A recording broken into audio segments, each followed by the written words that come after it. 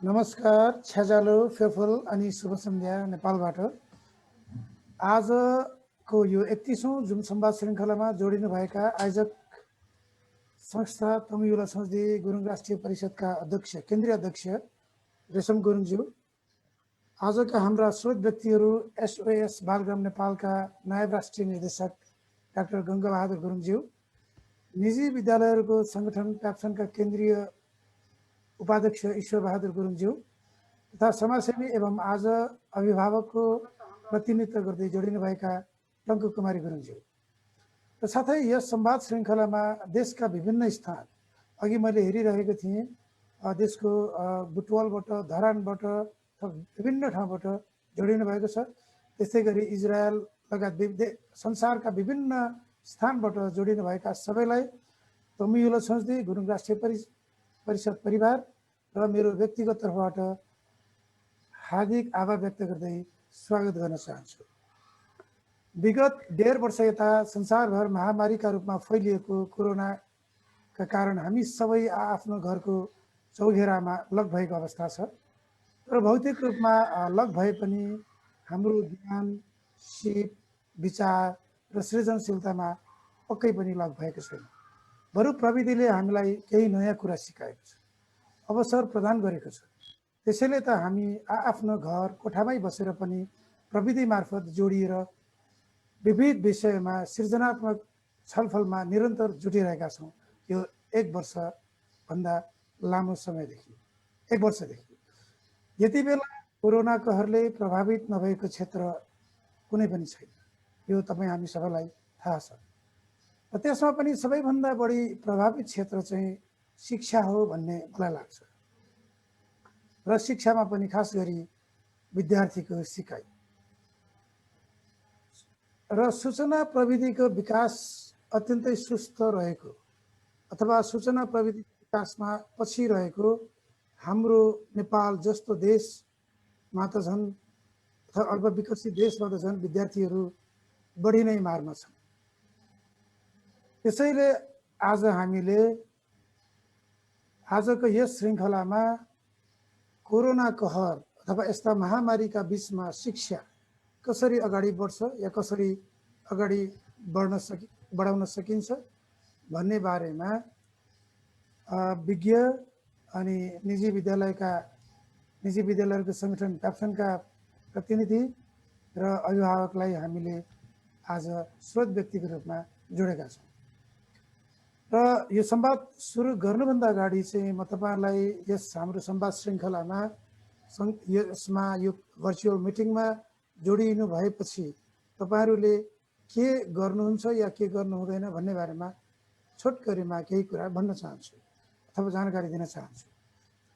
तपाईँहरू सबैले यस संवाद श्रृङ्खला अवधिभर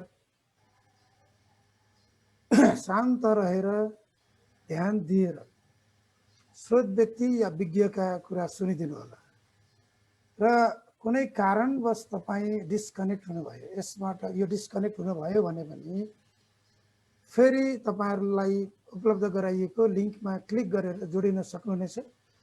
तर यहाँहरू सबैलाई थाहा छँदैछ हाम्रो यो जुम मिटिङको अथवा यस जुम रुमको क्षमता 100 जना हो र 100 जनाभन्दा बढी भएको अवस्थामा चाहिँ हामी तपाईँलाई जोड्न सक्दैनौँ।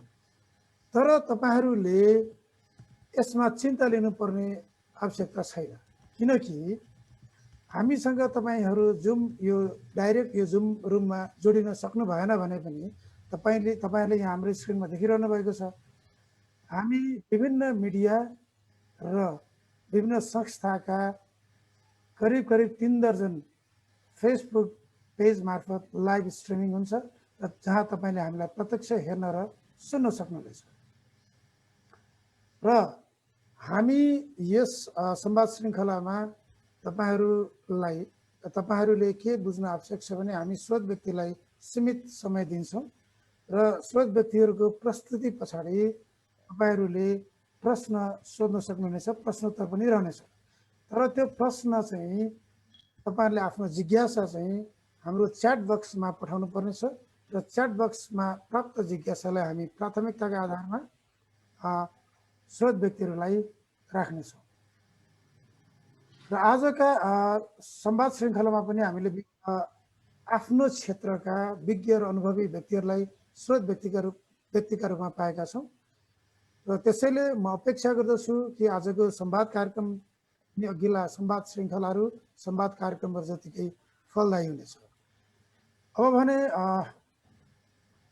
म यस संवाद श्रृङ्खलालाई औपचारिक रूपमा अगाडि बढाउन चाहन्छु र यस संवाद श्रृङ्खलालाई औपचारिक रूपमा स्वागत गरिदिनु हुनका लागि म तमिलो संस्कृति गुरुङ राष्ट्रिय परिषदका उपमहासचिव डम्बर गुरुङज्यूलाई हार्दिक आग्रह गर्दछु। अब डम्बरजी तपाईँले स्वागत गरिदिनु।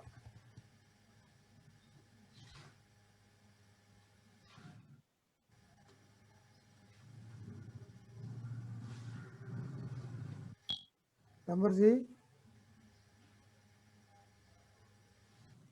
धरानबाट उहाँ जोडिसक्नु भएको छ। दाइ उहाँलाई को होस्ट दिनु पर्ला? मैले भेटिन त मैले उहाँलाई। सेकेन्ड पेजमा हुनुहुन्छ। म स्पटलाइटमा ल्याइदिन्छु। स्पटलाइटमा ल्याइदिन्छु प्लिज। ल हजुर।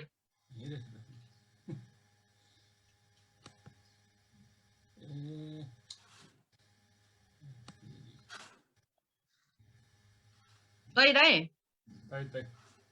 डम्बर सर अनम्युट गरेर भन्नु होला अब। ओके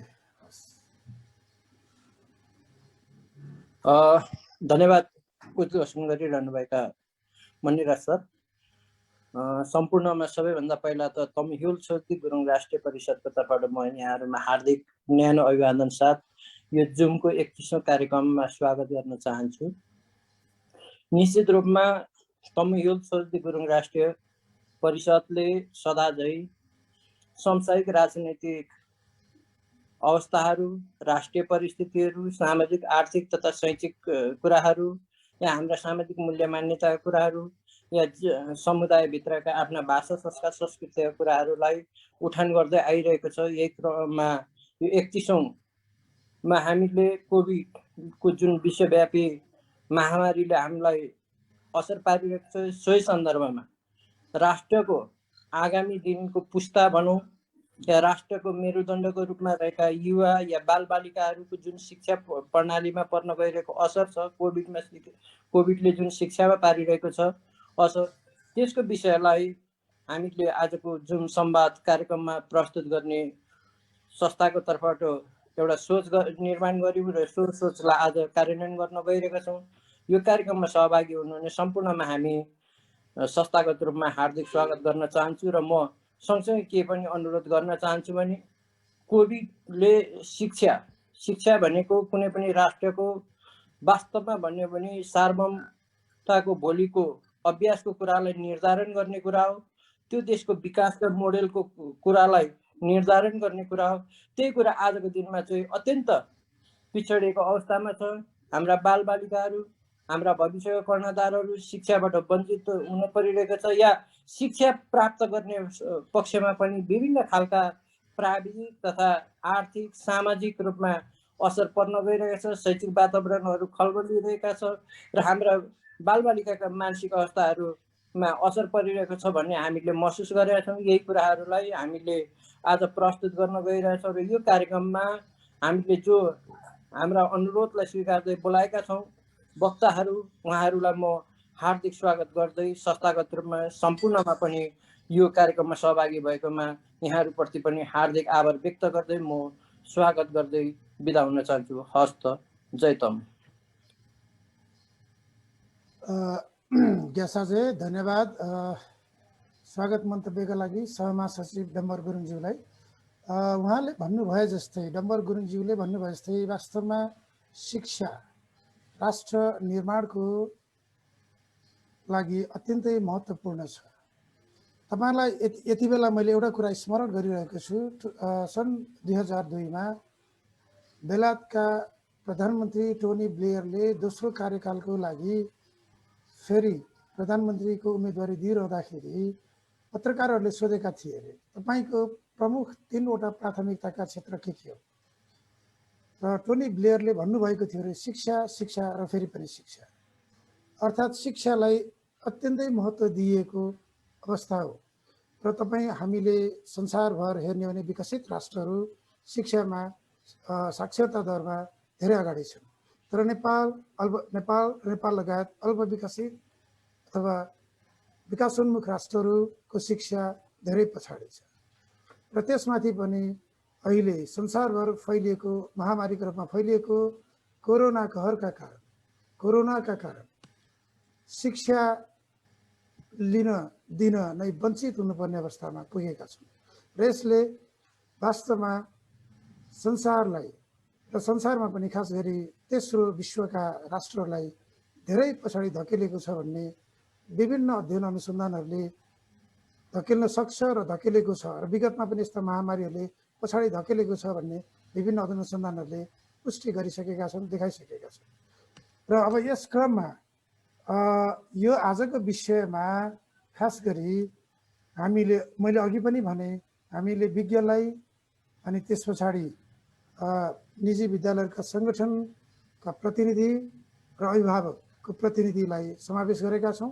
र सबैभन्दा अगाडि चाहिँ सबैभन्दा पहिले चाहिँ हामी अभिभावकको प्रतिनिधित्व गर्दै पूर्वी नेपाल धरानबाट जोडिनु भएका समाजसेवी एवं व्यवसायिकको पहिचान समेत बनाउनु भएका टङ्क कुमारी गुरुङज्यूलाई यस कार्यक्रममा एउटा स्रोत व्यक्ति र खास गरी एउटा अभिभावक विद्यार्थी र अभिभावकको रूपमा अभिभावकले के कस्ता समस्या भोगिरहनु भएको छ त्यसको बारेमा आफ्नो कुरा राखिदिनु हुनको लागि हार्दिक अनुरोध गर्दछु। धन्यवाद। कार्यक्रम सञ्चालक मणिराज कामु सर, अध्यक्षज्यू लगायत भर्चुअल तथा लाइभ मार्फत जोडिनु भएका सम्पूर्णमा मेरो छ्याजलो नमस्ते। म टङ्क कुमारी गुरुङ एउटा अभिभावकको प्रतिनिधित्व गर्दै कोभिडले शिक्षामा पुर्याएको असरबारे आफूले भोगेको देखेको कुराहरू चाहिँ सेयर गर्न चाहन्छु।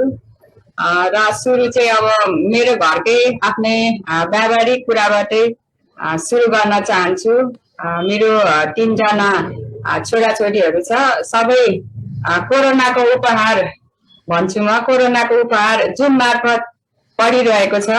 किनभने मलाई कोरोनाको उपहार लाग्छ भने कोरोना अगाडि यो जुम भनेको के हो कसैलाई पनि थाहा थिएन। सानो सानो बैठकहरू पनि हुनु पर्यो भने धेरै घन्टा लगाएर भेला भएर फिजिकल्ली गर्थ्यो। तर यो जब कोरोना आयो जुम मार्फत चाहिँ सबै कुराहरू भइरहेको छ। अहिले नानीहरूले पनि जुम मार्फतै क्लासहरू लिइरहेको छ। धेरै एक्जामहरू पनि भयो, पास पनि भयो। हुन त नहुनुमा भन्दा कानुमा भने चाहिँ केही हदसम्म लकडाउनमा 2-3 महिना यतिकै नानीहरू घरमा बसिरहे पनि जुममा केही न केही पढोस् भनेर एउटा टेक्नोलोजी अपनाएर जुन एउटा क्लास लिइरहेको छ त्यसमा टेक्निकल पाटो र विद्यालय परिवारलाई पनि धन्यवादै दिन चाहन्छु। तर जब भर्चुअल मार्फत सुरु भएको यो छोराछोरीमा धेरै क्लास सुरु भएपछि धेरै नकारात्मक यहाँ अन्य परिवर्तनहरू आएको छ। त्यसमा हामी प्यारेन्ट्सहरूमा पनि धेरै परिवर्तन गर्नु पर्यो। किनभने जब जुममा क्लासमा चाहिँ नानीहरू जोइन हुन्छ अनि भिडियो अफ गर्छ अनि खेल्छ, गेमहरू खेल्छ, अनि खानेकुरा अनि गफ गर्ने हुन्छ। अनि स्कुलबाट चाहिँ टिचरहरूले प्यारेन्ट्सलाई फोन गर्छ, तपाईँको नानीहरू अब पढ्दैन, सोधेको कुरा भन्दैन, अनि होमवर्कहरू गर्दैन भनेर। अब त्यसमा अब गाली खाइन्छ। अनि गाली खानुको सट्टा चाहिँ अब क्लास भइन्जेलसम्म छेउमा बसेर आफ्नो सबै काम छोडेर भए पनि बसेर नानीहरूलाई रुमिराख्नुपर्छ। अनि त्यसमा चाहिँ अब हामी अभिभावकलाई पनि अलिकति अब स्कुल जाँदा त अब स्कुल गएको आवरमा 10 to 4 त हामी आफ्नो काम गर्न पाउँथ्यो भने अब त्यसमा चाहिँ अब हामी अभिभावकले पनि अब त्यो त लिनै पर्यो। अनि अर्को कुरा फिजिकल्ली रूपमा पनि आँखाको चाहिँ धेरै समस्याहरू देखा परेको छ। अब मेरै छोराछोरी नि 2 जना चस्मा लाउने भइसकेको छ। अब अर्कोको के हुन्छ थाहा छैन। अनि अर्को चाहिँ अब जुममा बसेकै गरेर हो, या अलिकति मेन्टल्ली पनि, अनि अलिकति अल्छीपन, अनि पढाएको नबुझ्ने, अनि अलिकति अब स्कुलमा गएपछि त एक्स्ट्रा एक्टिभिटीहरू पनि हुन्थ्यो, अनि त्यसले गर्दाखेरि माइन्डहरू फ्रेस भएर पढाएको कुराहरू पनि बुझ्ने हुन्थ्यो। अनि त्यो नभएर होला अब एकरो जुममा बसेकै गरेर मोटोपनहरू हुने, अनि अलिकति माइन्ड फ्रेस नभएर यस्तो कुराहरू पनि धेरै चाहिँ समस्या आएको जस्तो मलाई चाहिँ लागिरहेको छ। अनि मानसिक रूपमा पनि अब अलि एकरो हुने, नबोल्ने, अनि खेल्ने, हिँड्न पो बिर्सिने हो कि जस्तो पनि लागिसक्यो। अब हामी पनि घरमै बसौँ, सुरक्षित अपनाऊ भन्छौँ, बाहिर जान दिँदैन। अब त्यसमा पनि अब यो जुम मार्फत जुन यो शिक्षा पढाइ भइरहेको छ त्यसमा चाहिँ अलिकति नानीहरूलाई चाहिँ धेरै नै असर गरेको छ। अनि अर्को कुरा अब पढाइको साथसाथै एक्जामहरू पनि भइ नै रहेको छ।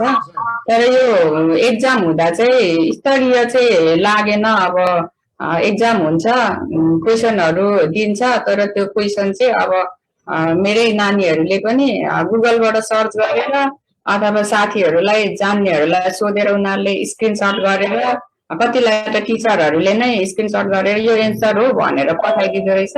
अनि नानीलाई पढ न एक्जाम आयो भन्यो भने भरे थाहा भइहाल्छ नि, अथवा साथीले दिइहाल्छ नि, भनिदिइहाल्छ नि भन्ने तरिकाकोले चाहिँ उनीहरूले चाहिँ पढाइमा चाहिँ एकदमै ध्यानै नदिने। अनि हुन पनि अब त गुगलतिर खोज्यो भने सबै आइहाल्छ, किन पढ्ने भन्ने जस्तो पनि भएर होला। अब यो सधैँ त यस्तो हुन्न, तर पनि अब यो क्लासमा चाहिँ पास त भयो, तर त्यो पास भएर पनि अब त्यो सबै चिटिङकै आधारमा मात्रै भयो भने त अब हामीले यसलाई फ्युचरमा अब यो कलेजको स्टुडेन्टहरूले नेसनल इन्टरनेसनल लेभलमा अब केही अब गर्न खोज्यो भने चाहिँ त्यो शिक्षाले चाहिँ कस्तो असर गर्छ त भन्ने पनि मलाई चाहिँ लागेको छ। अब यो भर्चुअल एक्जामहरूमा चाहिँ अब यस्तै नै भइरहेको छ। अनि अर्को धेरै प्यारेन्ट्सहरूको अनि मेरो पनि एउटा समस्याको चाहिँ अब एउटा आर्थिकै बाटो आउँछ। अब अहिले सबै कुरामा नै आर्थिकको त यो कोभिडले गर्दा असर गरेकै चाहिँ छ। तर पनि अब धेरै प्यारेन्ट्सहरू ज्याला मजदुरी गरेर अनि व्यापारहरू गरेर नानीहरू पढाउने अवस्थाको प्यारेन्ट्सहरूलाई चाहिँ अब अलिकति स्कुलले अहिले विभिन्न एडमिसनहरू गर्ने, अनि मन्थली फीहरू त ठिकै छ, अब टिचरलाई पनि केही हदसम्म अब स्यालेरी दिनै पर्छ, तर पनि कति अब कम्प्युटर फी, लाइब्रेरी फीहरू भनेर अलिकति फीहरू पनि लिने, अनि प्लस एडमिसन नलिदिए हुन्थ्यो। मन्थली फीले पनि हामीलाई अब टिचरहरू पनि त अब त्यहाँ स्कुल नलागेपछि त्यहाँको हरेक एडमिनिस्ट्रेसनहरूमा केही खर्चहरू हुन्न, त्यसपछि त मन्थली फीले मात्रै पनि त पुग्छ होला। आखिरी शिक्षा क्षेत्रमा मात्रै त यो प्रभाव पारेको होइन नि त। अब शिक्षाले मात्रै यो सबै घाटा त बिहोरेको होइन, हरेक ठाउँमा व्यापार बिजनेसदेखि हरेक ठाउँकोले सबैले यो भोगि नै रहेको हुन्छ भने प्यारेन्ट्सलाई चाहिँ किन धेरै मार्का पार्ने भन्ने पनि मलाई लागेको छ। अब त्यसमा चाहिँ अब सबैलाई नै आपद विपद परेको नै हो। अनि यसमा चाहिँ सबैले नै बेहोर्नु पर्छ, प्यारेन्ट्सलाई चाहिँ त्यसमा धेरै चाहिँ बोझ नबोकाओस्, धेरै टर्चरहरू नआओस्। प्यारेन्ट्सलाई पनि एउटा भावना चाहिँ विद्यालयले पनि बुझिदियोस् भन्ने चाहिँ अब मलाई लाग्छ। अनि यो त अब एउटा अलि सहरमा अलि एउटा प्राइभेट स्कुलतिर भयो भने अब कलेजहरू पढ्दा एकदमै रिमोट एरियातिर झन् धेरै अब चाहिँ अब कमी कमजोर छ। अब नेट छैन, कतै अब बत्ती हुन्न, कतितिर अब न्युजमा त आउँछ रेडियो एफएमहरूबाट अब पढाइ भइरहेको छ भन्ने, तर त्यो सूचनाकोमा मात्रै लागे जस्तो लाग्छ, व्यवहारमा चाहिँ त्यो भइरहेको छैन जस्तो लाग्छ। त्यसमा सरकारी निकायले पनि फिल्डमा गएर हेरेको जस्तो पनि लाग्दैन। अब कति ठाउँ त पुगेर प्रत्यक्ष हेर्न पनि सकेको हुँदैन। त्यसैले चाहिँ अनि अर्को अत्यन्तै गहन चाहिँ मैले देखेको के यो कोभिडमा चाहिँ हामी एउटा संस्थाको नाताले धेरै ठाउँमा जस्तै बाल आश्रम भयो अनि यस्तो ठाउँतिर गएर हेर्दाखेरि चाहिँ धेरै समस्याहरू देख्यो। अनि त्यसमा पनि एउटा अलग क्षमता भएको एउटा हुन्छ नि व्यक्तिहरू जो चाहिँ दृष्टिविहीन हुन्छ, एउटा सुस्त मनस्थिति भएकोहरू हुन्छ, कोही बहिराहरू हुन्छ अनि कुनै चाहिँ यस्तो मुसर बस्तीहरूमा त्यस्तोहरूलाई चाहिँ यो हामीले जुनबाट त अहिले अब नेपालको नागरिकमा अब फरक क्षमता भएकोहरू पनि जुनसुकै दर्जामा पनि उत्कृष्ट नै देखि नै रहेको छ, उहाँहरूलाई चाहिँ धेरै असर परेको जस्तो लाग्यो। हामी विभिन्न क्षेत्रमा गएर प्रत्यक्ष हेर्दाखेरि अनि त्यो दृष्टिविहीनहरूलाई अब कसरी यो जुमबाट त भएको हुँदैन, उहाँहरूको पीडा चाहिँ मैले आफै देखेको कारणले चाहिँ सरकारले अब त्यसरी बस्नेहरूलाई चाहिँ कसरी व्यवस्था गर्ने त।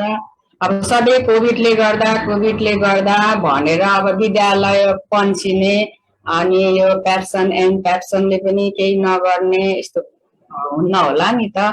अब त्यस्तो पनि लागेको छ। कसैलाई अब यो बाल आश्रमतिर अब बाहिरबाट टिचर नल्याएर त्यहीँ बस्ने, त्यहीँ भित्र गर्दा त कोभिड पनि त सर्दैन। अनि टिचरहरूको व्यवस्था गरेर फ्री वाइफाईहरू सरकारले दिलाएर अनि हुन्छ नि त अब धेरै टेक्नोलोजीहरू होला उहाँहरूलाई पनि गर्ने। अब उहाँहरूको आफ्नै दृष्टिविहीनको आफ्नै टिचर हुन्छ, सुस्तको आफ्नै, बहिराको आफ्नै हुन्छ। अनि त्यस्तोहरू चाहिँ मैले धेरै देखेको छु जहाँ चाहिँ अब प्यारेन्ट्सहरूले अब अरूले त पढ्छ, अब हाम्रो नानीहरू त नपढ्नु छ न अब हामीले सम्हाल्न सक्छौँ भन्ने चाहिँ त्यस्तो चाहिँ धेरै मनको दुःख पोख्ने अभिभावकहरू चाहिँ देखियो, जहाँ चाहिँ न सरकारी निकाय पुगेको छ न विद्यालयले व्यवस्थापनले वास्ता गरेको छ। अनि हौ त्यस्तोहरू देख्दा चाहिँ अब आफ्नो नानीले त अब धेरै नै पढेको रहेछ एज जुम मार्फत भने जस्तो पनि लाग्यो। अनि त्यस्तोहरूलाई चाहिँ हामीले के गर्न सक्छौँ भनेर चाहिँ यहाँ सरहरू उपस्थित हुनु भएको छ होइन। अब हामी संसारभरिको विभिन्न व्यक्तित्वहरूले, उच्च व्यक्तित्वहरूले सुनेको छौँ, त्यसमा हाम्रै समाजको, हाम्रै समूह दाजुभाइ दिदीबहिनीहरू पनि, नानीहरू पनि रहेको हुन्छ। उहाँहरूलाई चाहिँ हामीले कसरी शिक्षाको क्षेत्रबाट वञ्चित नहुनको लागि के गरौँ त भनेर पनि एउटा चाहिँ निचोड आओस् जस्तो पनि लाग्छ। अनि उनीहरूको लागि केही गर्नु पर्यो। यस्तै अब होइन जहिले कोभिडलाई दोष दिएर अब हामी चाहिँ नबसौँ। अनि जहाँ समस्या त्यहाँ त अब उपाय हुन्छ नै, खोज्नु पर्यो। राज्यले पनि ध्यान दिनु पर्यो। केही न केही उपायहरू त अवश्य नै निस्किन्छ जस्तो लाग्छ। म सम्पूर्णलाई यही पनि आग्रह गर्न चाहन्छु र शिक्षा क्षेत्रलाई अगाडि बढाउनको लागि हामी सबै मिलेर जानुपर्छ। अब एउटालाई मात्रै भनेर पनि हुन्न।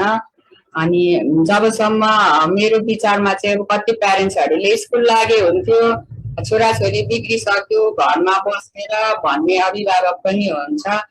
अब धेरै प्रकारको आफ्नो राय सल्लाह दिनेहरू हुन्छ। तर म एज अ प्यारेन्ट्सको चाहिँ जबसम्म यो भ्याक्सिन आउँदैन अनि सबैमा पुग्दैन, सुरक्षित मापदण्ड चाहिँ हामीले नानीहरूको भविष्यको लागि चाहिँ अपनाउन सक्दैनौँ, तबसम्म चाहिँ स्वास्थ्यभन्दा ठुलो त केही पनि होइन। हामी रहेन शिक्षा हामीले लिन सक्छौँ भन्ने जस्तो लागेर चाहिँ अब सम्पूर्ण कोभिड भ्याक्सिनहरू चाहिँ नानीहरूलाई स्कुल नपठाउँ भन्नेमा चाहिँ मेरो चाहिँ आफ्नो राय छ। अनि त्यसको पनि अब केही होला, घरमै बसेर पनि अझ यो जुम भन्दा पनि फरक तरिकाले, फरक ढङ्गले शिक्षाको बाटो खोजौँ पनि भन्न चाहन्छु। र शिक्षाबाट चाहिँ एकदमै वञ्चित नहोस् नानीहरू पनि भन्न चाहन्छु म चाहिँ। अनि गभर्मेन्ट स्कुलहरूमा झन् अब एक्जामहरू भएकै छैन। अब कति त 2को 2मै 3को 3मै पनि भइरहेको छ। गभर्मेन्ट स्कुलहरूमा त झन् अब नानीहरूले अब सधैँ यस्तो अझै अब थर्ड आउँछ भन्दैछ। अब हामीले अझ 10 कदम अघिसम्म सोचेर अब कसरी चाहिँ यो भोलि नै खुल्छ भन्ने तरिकाले नगएर अझ 10 कदम अगाडिसम्म सोचेर विद्यार्थीको लागि चाहिँ के गर्दा राम्रो हुन्छ भनेर चाहिँ हामी अघि बढेमा अब हामीले चाहिँ नानीहरूको लागि चाहिँ शिक्षा चाहिँ मा चाहिँ वञ्चित नहोस् पनि भन्न चाहन्छु। अनि कति त लाग्छ स्कुलहरू सिफ्ट गरेर चलायो भने पनि अब क्लासमा 10-15 जना राखेर पढाइ भयो भने पनि त्यति अब राम्रै हुन्छ होला जस्तो पनि लाग्छ। अब टिचरलाई अहिले जुममा पढाउनलाई सजिलो छ। होमवर्कहरू दिनुहुन्छ मेरै नानीको टिचरहरू, अनि गर है भन्नुहुन्छ। 45 मिनटको जुम क्लास हुन्छ अनि टिचरहरू चाहिँ कहाँ जानुहुन्छ के गर्नुहुन्छ अनि थाहै हुँदैन। अनि यसले पनि नानीहरूलाई चाहिँ अलिकति यो चाहिँ उच्च स्तरीय चाहिँ शिक्षा भएन जस्तो लाग्छ। अब त्यसमा अब सबै समग्रमा भन्दाखेरि चाहिँ अब भर्चुअल क्लास फिजिकल्ली भन्दा चाहिँ उच्च स्तरीय हुन्न। एकैछिन मैले हाम्रो टङ्क कुमारीज्यूलाई एकैछिन रोकेँ। अब यो म बहर गुरु हो कि पहिलो पटक होइन? हजुर सर। अघि मैले तपाईँहरूलाई कति समय दिएको छ र त्यस पछाडि तपाईँहरूलाई टाइम कार्ड देखाउने बारेमा केही भन्नुला त भन्दै थिएँ, बिर्सिहालेँ। मैले आफ्नो कुरा सघाउनु होला, तपाईँको लगभग समय सकिसकेको छ। तसर्थ 1 मिनटभित्र हुन्छ सर, म सके। त्यसो भए समग्रमा भन्दा चाहिँ अब यो भर्चुअल क्लास चाहिँ फिजिकल्ली जस्तो त हुन्न होइन, तर पनि यसलाई हुन्न भनेर पनि हामीले यतिकै राख्ने पनि होइन। अब यसलाई अझ मोडिफाई गरेर गुणस्तर शिक्षा कसरी बन्छ भनेर अब विद्यार्थी, अभिभावक, विद्यालय, टिचर सबैजना चाहिँ एक भएर हामी अघि बढ्यो भने चाहिँ हामी अवश्य हाम्रो बालबालिकाको भविष्य चाहिँ उच्च राख्न सक्छौँ भनेर भन्न चाहन्छु। अब समय पनि सकिसकेको छ अनि धेरै कुरा नगरी सम्पूर्णलाई फेरि पनि धेरै धेरै धन्यवाद दिँदै म एउटा अभिभावकको तर्फबाट आफूले भोगेको कुराहरू सेयर गरेँ। धन्यवाद। जय तमु। धन्यवाद ग्यासाजे टङ्क कुमारी गुरुङज्यूलाई। उहाँले अभिभावकको प्रतिनिधित्व गर्दै आफ्ना कुराहरू राख्नुभयो। निश्चय पनि अघि मैले सुरुमा पनि भनेको थिएँ कि उहाँ एकजना अभिभावक त हुनुहुन्छ नै, सँगसँगै समाजसेवी पनि हुनुहुन्छ। तसर्थ उहाँले अब यो कोभिडको सिचुएसनमा विभिन्न ठाउँमा पुगेर दैनिक ज्याला मजदुरी गर्ने या अथवा विभिन्न अनाथालयहरूमा पुगेर त्यहाँको विद्यार्थीहरूको स्थिति के छ, उनीहरू जोडिन सकिरहेका छैनन्। आफ्नो उहाँका 3 जना सन्तान त जोडिरहेका छन्, तर त्यो जोडिएका विद्यार्थीहरू उहाँ जो चाहिँ अनलाइन कक्षामा जोडिन सकेका छैनन् उनीहरूलाई हेरेर चित्त बुझाउने ठाउँ त छ, तर त्यो चित्त बुझाउने ठाउँ हुँदै पनि सिकाइको प्रभावकारिताको बारेमा उहाँले केही कुरा उठाउनु भएको छ। निश्चय पनि सिकाइ कतिको प्रभावकारी छ भन्ने एउटा निकै ठुलो प्रश्न हुन सक्छ। सँगसँगै अब डिभाइसका कुराहरू, अब सूचना प्रविधिमा पहुँचका कुरा भए, यो धेरै कुराहरू उहाँले उठाउनु भयो। र यो सँगसँगै अलिकति बाल मनोविज्ञानमा अलिकति हाम्रा छोराछोरीहरू अलि एकान्तवासमा बसिरहँदाखेरि, अब यो डिभाइसमा बढी खेलिरहँदाखेरि अलि सामाजिकीकरणको प्रक्रिया चाहिँ अलिकति पछाडि धकिल्यो कि भन्ने पनि चिन्ता व्यक्त गर्नुभएको छ। स्वाभाविक रूपमा पछि हाम्रा विज्ञज्यूहरूबाट चाहिँ यो कुराको सम्बोधन हुने गरी उहाँको प्रस्तुति हुने नै छ भन्ने अपेक्षा गर्छु। अब भने म निजी विद्यालयहरूको सङ्गठन प्याप्सनका केन्द्रीय उपाध्यक्ष ईश्वर बहादुर गुरुङज्यूलाई यस कार्यक्रममा आफ्नो भनाइ राखिदिन हुनको लागि अनुरोध गर्न चाहन्छु र त्यसभन्दा अगाडि म उहाँको छोटो परिचय प्रस्तुत गर्न चाहन्छु। र उहाँ ईश्वर बहादुर गुरुङ को पुर्ख्यौली घर चाहिँ स्याङ्जाको धरौँ हो र उहाँ चाहिँ त्रिभुवन विश्वविद्यालय कीर्तिपुरबाट उहाँले मास्टर्स गर्नुभयो र 2038 सालमा उहाँले अध्यापन सुरु गर्नुभयो। एउटा विद्यालयबाट अध्यापन सुरु गर्नुभयो र त्यसको 9 वर्ष पछाडि 2047 सालमा ललितपुरको साब्दो बाटोमा उहाँले केही साथीहरूसँग मिलेर मुनलाइट बोर्डिङ स्कुल नामको विद्यालय स्थापना गर्नुभयो, निजी विद्यालय, जुन विद्यालय चाहिँ अहिले साब्दो बाटो क्षेत्रको राम्रो विद्यालयमा गणना हुन्छ।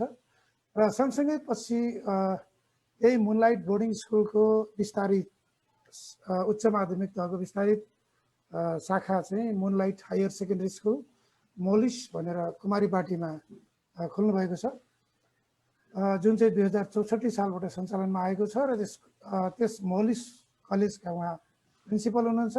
सँगसँगै उहाँ चाहिँ 2063 सालदेखि 2066 सालसम्म प्याप्सन ललितपुरको अध्यक्ष रहनुभएको थियो भने अहिले प्याप्सनको केन्द्रीय कोषाध्यक्ष हुँदै 2075 साल यताबाट चाहिँ उपाध्यक्षको जिम्मेवारीमा हुनुहुन्छ।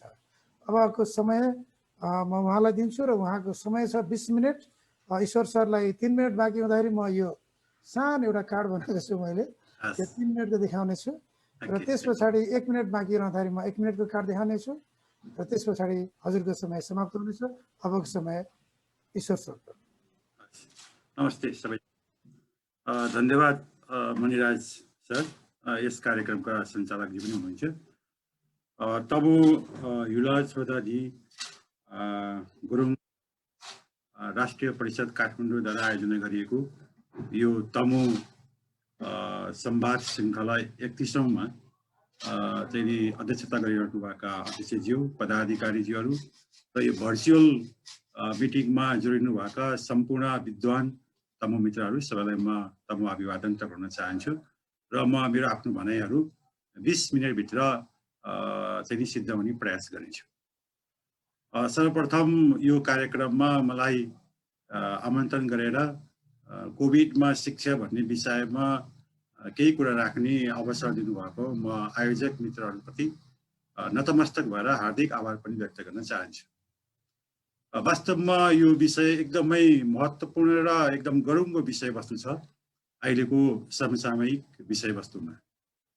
अब शिक्षा भनेर हामी भनिरहँदाखेरि शिक्षा यस्तो महत्त्वपूर्ण शब्द हो जसले एउटा अबोध बालबालिकालाई एउटा पूर्ण मानव या चाहिँ असल नागरिक बनाउने क्रममा मद्दत गर्दछ र शिक्षाको कारणले गर्दा नै प्राणी जगतमा हामी मानव जाति उच्च श्रेणीमा पर्दछौँ। यदि हामीसँग शिक्षा नहुँदो हो त हामी पनि त्यही पशु समान हुने थियौँ। त्यसो भएको हुनाले यो अति महत्त्वपूर्ण छ भन्ने कुरामा दुई मत हुँदैन भन्ने मलाई लाग्दछ। र कार्यक्रमको सुरुवातमा मणिराज गुरुङ सरले पनि बेलायतको प्रधानमन्त्रीजीको कुरा राख्नु भएको थियो। पक्कै पनि राष्ट्रको मुलुकको सर्वाङ्गीण विकासको निमित्त निर्माणको क्रममा विकासको निमित्त अपरिहार्य तत्त्वहरू के हो भनेर चाहिँ विश्व साहित्यकार लियो टाल्स्टयले 3टा कुरा चाहिँ भन्नुभएको थियो। त्यसरी नै चाहिँ नि बेलायतका प्रधानमन्त्रीले जस्तै ती 3टा महत्त्वपूर्ण पक्षहरू के हुन् भन्दाखेरि लियो टाल्स्टयले चाहिँ नि 1 नम्बरमा पनि शिक्षा, 2मा पनि शिक्षा र 3मा पनि शिक्षा भनेको चाहिँ नि भनाइ उहाँको उद्गार गरेको चाहिँ नि जुन शब्दहरू छन् त्यसले पनि हामीलाई चाहिँ नि त्यो कुरा पक्का हो भन्ने हामीलाई लाग्छ। त्यसो भएको हुनाले यो कोभिड-19ले शिक्षामा पारेको प्रभाव र यसको चाहिँ नि असरहरू, यसका चुनौतीहरू, यसका चाहिँ नि के कुरा भयो त भनेर हामीले बहस गर्ने जुन विषयवस्तु 31औँ श्रृङ्खलामा आएको छ यो चाहिँ नि अति महत्त्वपूर्ण छ भन्ने मलाई लाग्छ। र अभिभावक टङ्का कुमारी गुरुङज्यूले जुन भनाइहरू राख्नु भएको छ म 100 होइन 200% उहाँसँग सहमत हुँदै म आफ्नो कुराहरू पनि राख्न चाहन्छु। अब शिक्षाको बारेमा भन्नु पर्दाखेरि पौराणिक कालमा शिक्षा कसरी लिइन्थ्यो भन्दाखेरि एउटा शिष्यहरू गुरुको चाहिँ नि आश्रममा गएर चाहिँ नि जम्मा भएर चाहिँ नि लिने ग्रहण गर्ने शिक्षा र त्यस बापत चाहिँ गुरु दक्षिणाको रूपमा अन्न र फलफुलहरू चाहिँ नि टक्राउने हैन त्यसमा चाहिँ नि गुरुलाई चाहिँ नि भेटी चढाउने जुन प्रथा थियो त्यो गुरुकुलीय पद्धतिबाट आधुनिक शिक्षासम्म आइपुग्दाखेरि यसले निकै ठुलो फड्को मारेको हामी पाउँछौँ। त्यसो भएको हुनाले हामी पौराणिक के बुझ्यो भन्दाखेरि गुरुबाट शिक्षा आर्जन गर्ने क्रममा एउटा अनिवार्य शर्त के रहेछ भन्दाखेरि गुरु दक्षिणा। त्यसैले चाहिँ हामी धार्मिक ग्रन्थहरू पनि पाउँछौँ कि एकलव्यले शिक्षा धनुष बाणको चाहिँ जुन किसिमको कला सिक्न चाह्यो, कसरी धनुष बाण चलाउने, कसरी निपुण हुने भन्ने क्रममा गुरुसँग त्यो सिप सिक्ने क्रममा चाहिँ नि उसँग गुरु दक्षिणा दिने कुरा केही पनि भएन र चाहिँ नि एकलव्यले आफ्नो बायाँ हातको बुढी औँला चाहिँ काटेर आफ्नो गुरु द्रोणाचार्यलाई चाहिँ नि भेटी चढाएको गुरु दक्षिणा चढाएको पनि हामीले धार्मिक ग्रन्थहरूमा चाहिँ पढ्न पाउँछौँ। त्यसो भएको हुनाले अहिले यहाँसम्म आइरहँदाखेरि र अभिभावक चाहिँ नि टङ्क कुमारी गुरुङजीले भन्नुभएको जुन शुल्कको कुरा छ त्यो भेटीको रूपमा गुरु दक्षिणाको रूपमा चाहिँ त्यो अझैसम्म त्यो विरासतको रूपमा आएको जस्तो मलाई लाग्दछ। हुनाले यो पौराणिक कालबाट अब हामी नेपालको सन्दर्भमा शिक्षा के हो त भनेर चाहिँ नि हामीले यसो इतिहास शिक्षाको इतिहास पल्टाउँदाखेरि प्रधानमन्त्री जङ्गबहादुर राणाले आफ्नो युरोप भ्रमण पश्चात नेपाल फर्किसकेपछि शिक्षाको महत्त्व बुझिसकेपछि चाहिँ नि राणा परिवारका बालबालिकाहरूलाई चाहिँ नि थापाथली दरबारमा चाहिँ नि जुन शिक्षाको प्रबन्ध गर्यो र त्यस पश्चात चाहिँ नि दरबार हाई स्कुलमा एउटा आधुनिक तरिकाले हैन त्यो विद्यालय पद्धतिमा जुन किसिमको शिक्षा क्रम सुरु भयो र त्यहीँबाट चाहिँ नि हाम्रो देशमा पाठशाला शिक्षा पद्धति चाहिँ सुरु भएको हामी पाउँछौँ। त्योभन्दा अगाडिको चाहिँ नि शिक्षा ग्रहण गर्ने भनेको त्यही गुरुकुलीय पद्धति नै हो जस्तो मलाई लाग्दछ। र त्यसपछि अहिले यो चाहिँ नि हामी प्रजातन्त्र हुँदै लोकतन्त्र हुँदै गणतन्त्र हुँदै यहाँ आइपुग्दाखेरि र शिक्षामा चाहिँ के देखिन्छ भने अहिले हजारौं विद्यालयहरू र सयौं कलेजहरू र 8वटा चाहिँ युनिभर्सिटिजहरू, त्रिभुवन विश्वविद्यालय, पूर्वाञ्चल विश्वविद्यालय, काठमाडौँ विश्वविद्यालय, पोखरा विश्वविद्यालय, रामपुर कृषि विश्वविद्यालय, यसै गरी चाहिँ नि अब संस्कृत विश्वविद्यालय, मध्यमाञ्चल विश्वविद्यालय, सुदूरपश्चिमाञ्चल विश्वविद्यालय हुँदै अहिले गण्डकी विश्वविद्यालय र खुल्ला विश्वविद्यालय चाहिँ नि एउटा आउने क्रममा रहेको हामी पाउँछौँ। यसरी यो चाहिँ नि विद्यालय स्तरीय शिक्षाबाट विश्वविद्यालय शिक्षासम्म आउने क्रममा पढ्ने चाहिँ नि विद्यार्थीहरू र अध्यापन गर्ने चाहिँ नि शिक्षक र प्रोफेसरहरू प्राध्यापकहरू र धेरै सङ्ख्यामा आइसकेको हामी पाउँछौँ। यही सेरोफेरोमा आएर 2019मा चाहिँ नि चाइनाबाट चाहिँ नि यो कोरोना भाइरस, त्यसपछि चाहिँ नि हामीले कोरोना भाइरस भन्दै त्यसको नाम कोभिड-19 भएर आएको छ। सजिलो ढङ्गले भन्न सकिने यो कोभिडको कहरभित्र हामी फस्या छौँ। यो करिब 1.5 वर्ष भइसकेको छ र यो कोरोना पनि फेरि कसरी आयो त भन्नुहुन्छ भन्दाखेरि नेपालमा त्यही चाइनामा उच्च शिक्षा अध्ययन गर्ने विद्यार्थी 2076 साल माघतिर नेपाल प्रवेश गर्ने क्रममा कोरोना भाइरसको सिम्टम देखियो, लक्षण देखियो र कोरोना भएको पुष्टि भएर चाहिँ नि त्यो एकजना चाहिँ नि विद्यार्थीबाटै चाहिँ सुरु भयो। त्यो पनि फेरि नेपालमा होइन, त्यो माघबाट चाहिँ नि बिस्तारै हामीले कोरोना भाइरस भन्ने सुन्दै हामी 2076 साल चैत्र महिनामा आउँदाखेरि यसले रूप अलिकति बृहत रूपमा लिएको हामी पाउँछौँ र चाहिँ नि यसको चाहिँ नि चैत्र 6 गते 2076मा चाहिँ नि सुरु हुनेलाई चाहिँ नि पोस्टपोन गरेर हामी चाहिँ नि नेपाल सरकारले 2076 साल चैत्र 11 गते चाहिँ नि बाट नेपाल लकडाउन भयो पूर्ण रूपमा। त्यो व्यवसाय होस्, व्यापार होस्, उद्योग होस्, कल कारखाना होस्, कार्यालय सरकारी कार्यालय होस्, सबै क्षेत्र चाहिँ ठप्प भएर चाहिँ रह्यो। त्यसो भएको हुनाले 2076 सालको एसई पहिलेको एसएलसी चाहिँ नि यो 1990 सालदेखि सुरु भएको एसएलसी को क्रमभङ्गता 2076 सालमा देखा पर्यो र यो क्रमभङ्गता पनि के कारणले भयो भन्दाखेरि यही कोभिडको कारणले भयो।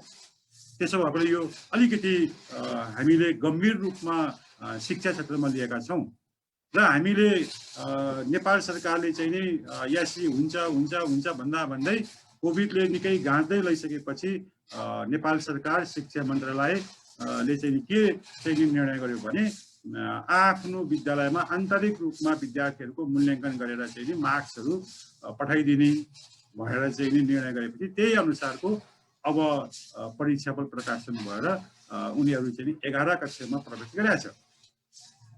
र यसरी 11 कक्षामा आएका विद्यार्थीहरूलाई पनि नजिकबाट अवलोकन गर्दाखेरि एज अ प्रिन्सिपल मैले के पाएँ भने ती विद्यार्थीहरूको स्तर पहिलाको भन्दा कम भएको हामीले पायौँ। किनभनेदेखि त्यो एक्जामै भएन, त्यो किसिमको चाहिँ नि केन्द्रीकृत ढङ्गले चाहिँ नि परीक्षा सञ्चालन गर्ने, परीक्षाको चाहिँ आफ्नै मूल्य र मान्यता हुन्छ, अनुशासन हुन्छ, विभिन्न पद्धतिहरू अवलम्बन गरेका हुन्छ, त्यो भएन।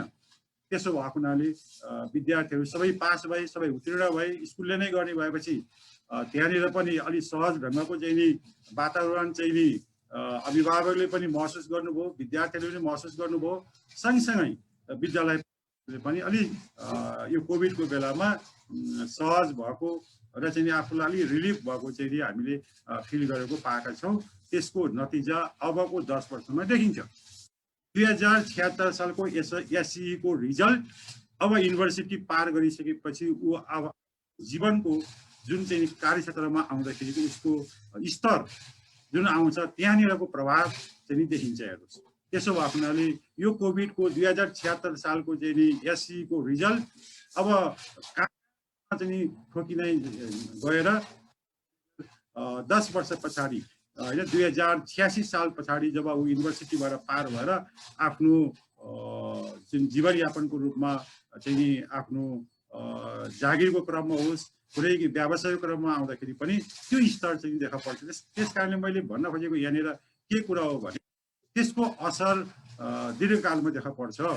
यसले चाहिँ राष्ट्र निर्माणको क्रममा विकास, समाज विकास गर्ने क्रममा पनि यसले असर पारेको हुन्छ भन्ने मलाई लाग्छ। र यही क्रम फेरि 2077 सालमा पनि देखा पर्यो। यो वर्ष पनि एसईको टाइममा फेरि चाहिँ सेकेन्ड वेभ कोरोना जुन कोभिड-19 चाहिँ मच्चिएर आयो र चाहिँ त्यो एक्जाम हुन सकेन।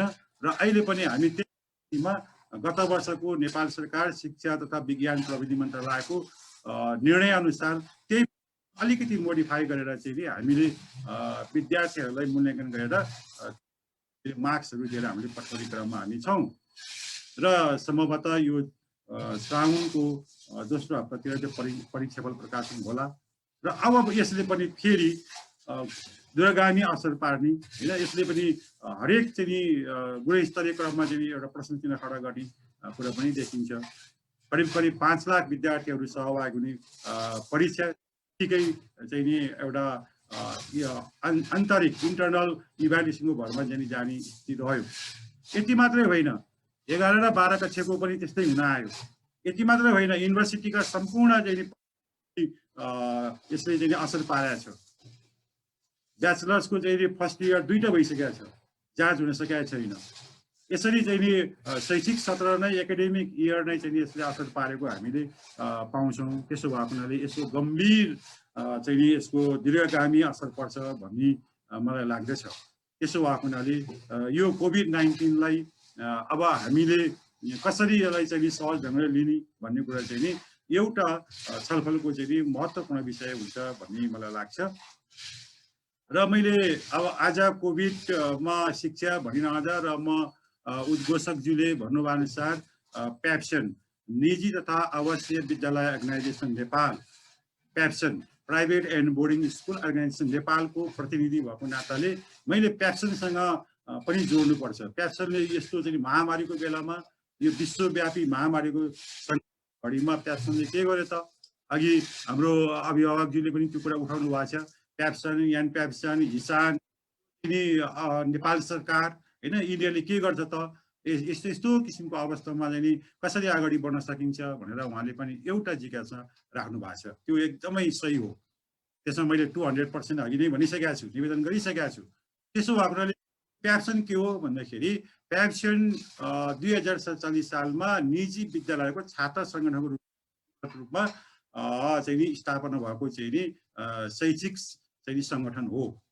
यो चाहिँ नि पेसागत होइन, त्यसमा पेसामा आबद्ध भएको निजी विद्यालयमा रहेका चाहिँ नि सञ्चालकहरूको चाहिँ नि हित र हकको चाहिँ नि र अधिकारको बारेमा बोल्ने एउटा छात्र सङ्गठन हो र यसको 753वटा पालिका सरकारहरूमा 500 भन्दा बढी पालिकामा हाम्रो प्याप्सनको चाहिँ नि पालिका कार्य समिति छ।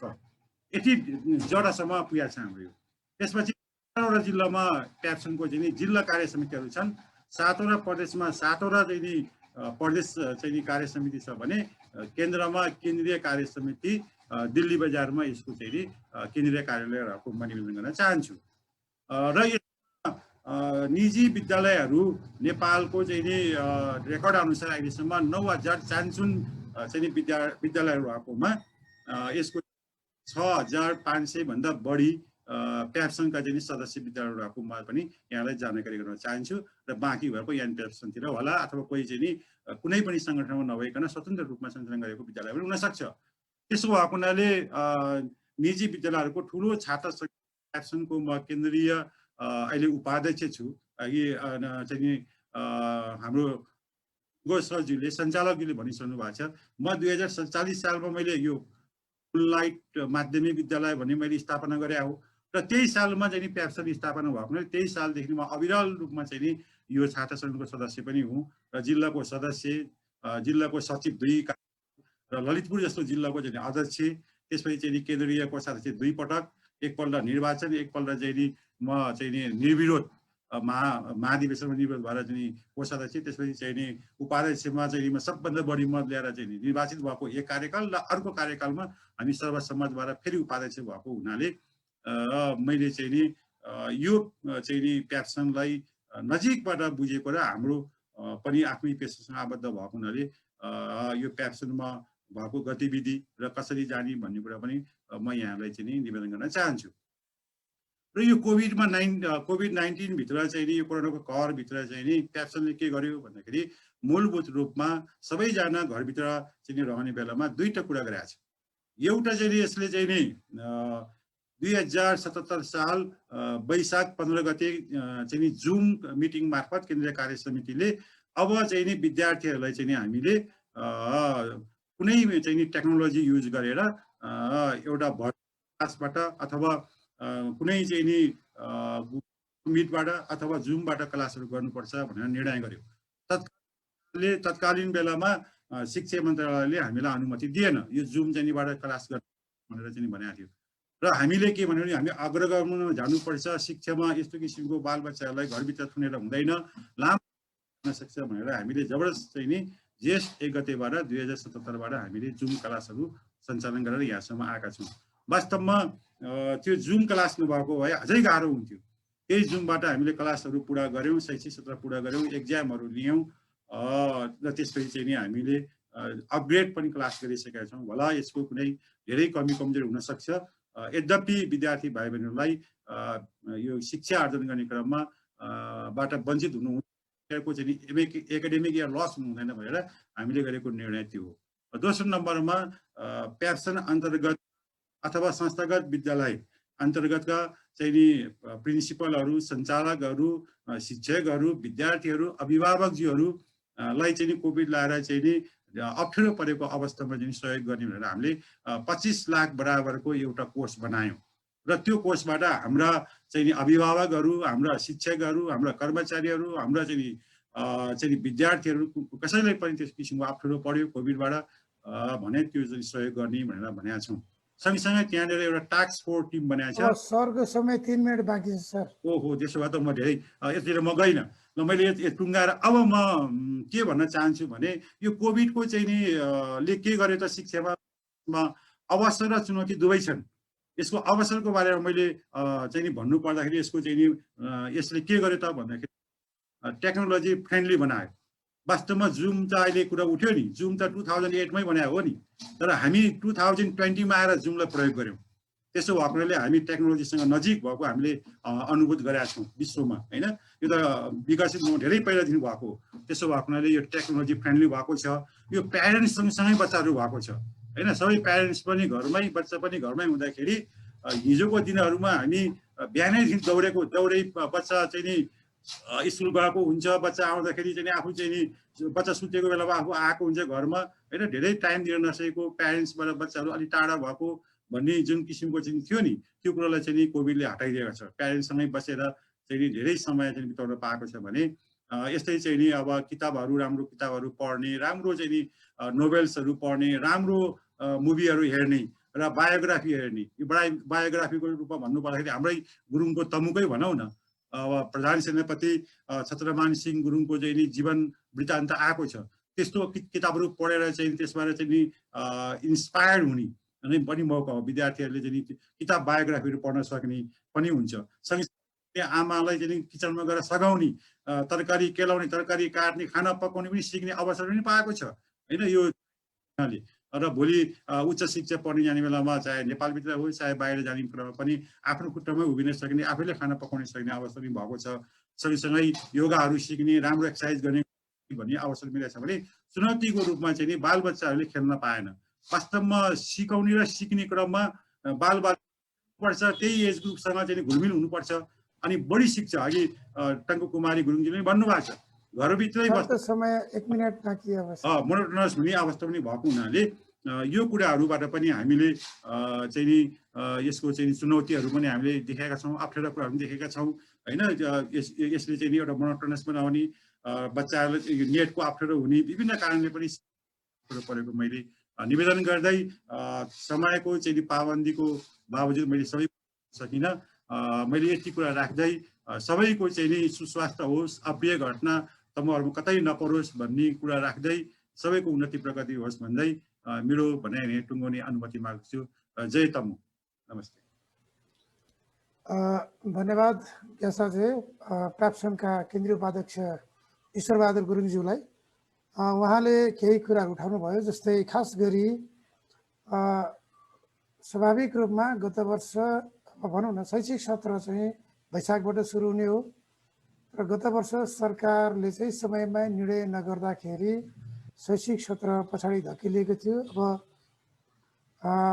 र त्यसको कोरोनाको दोस्रो लहरले यो वर्ष पनि शैक्षिक सत्र पछाडि धकेलिएको त छँदैछ। सँगसँगै अब फेरि कसरी अगाडि बढ्ला, किनभने गत वर्ष जसरी सुरु गरिएको थियो अब अलिकति सहज हुँदै गइसके पछाडि कोरोनाको यो दोस्रो तेस्रो लहरको बारेमा खासै नेपाल सरकारले या हामीले त्यति धेरै ध्यान नदिएको हो कि भन्ने पनि अहिले भान परिरहेको छ।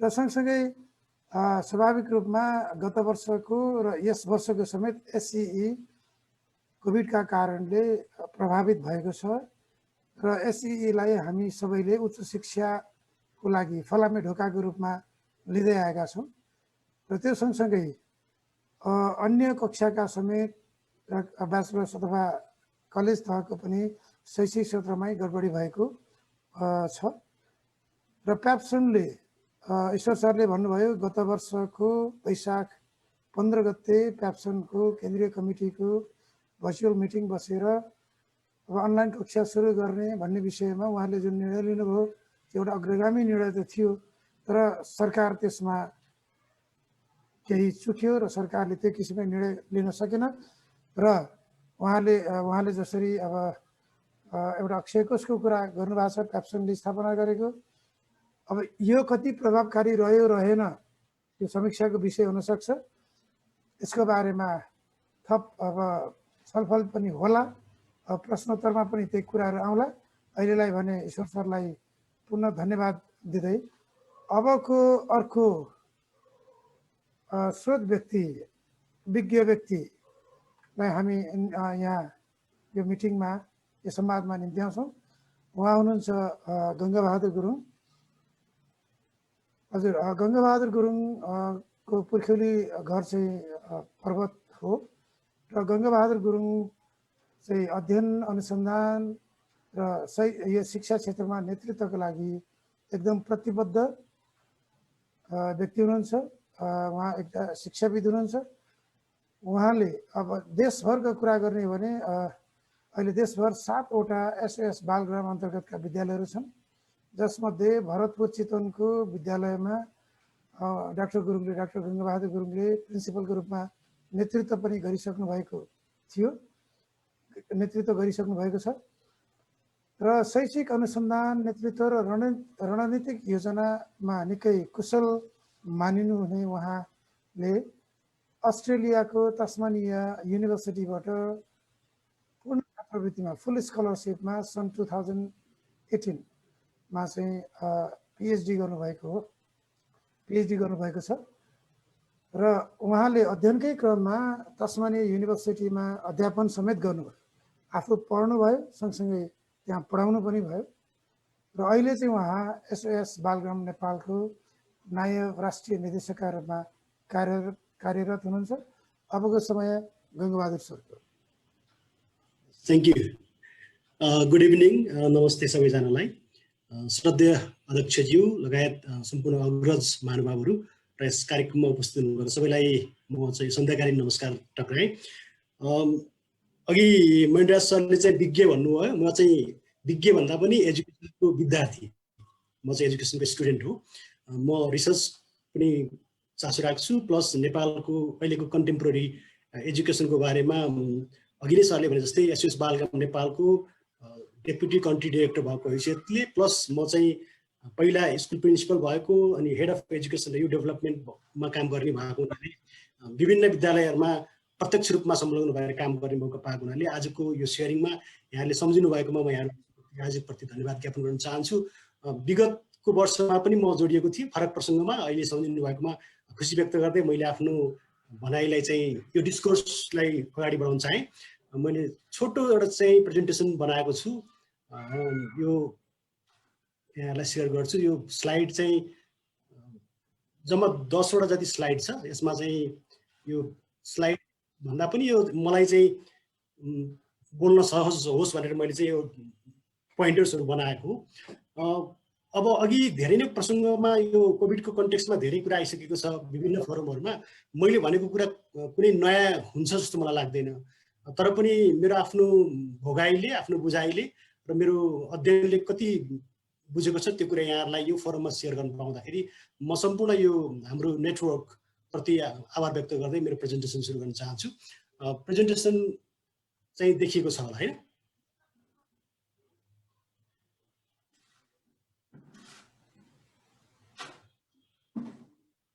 यसमा मैले चाहिँ इम्प्याक्ट अफ कोभिड-19 अन एजुकेसन इन नेपाल भनेर चाहिँ टाइटल दिएको छु। अघि ईश्वर सरले र टङ्क कुमारी म्यामले चाहिँ धेरै कुरा राखिसक्नु भएको छ, त्यसलाई ओभरल्याप गर्ने प्रयास म गर्दिनँ। सकेसम्म उहाँहरूको भन्दा अलिक फरक दृष्टिकोणबाट मैले आफ्नो प्रेजेन्टेसन राख्ने प्रयास गर्छु।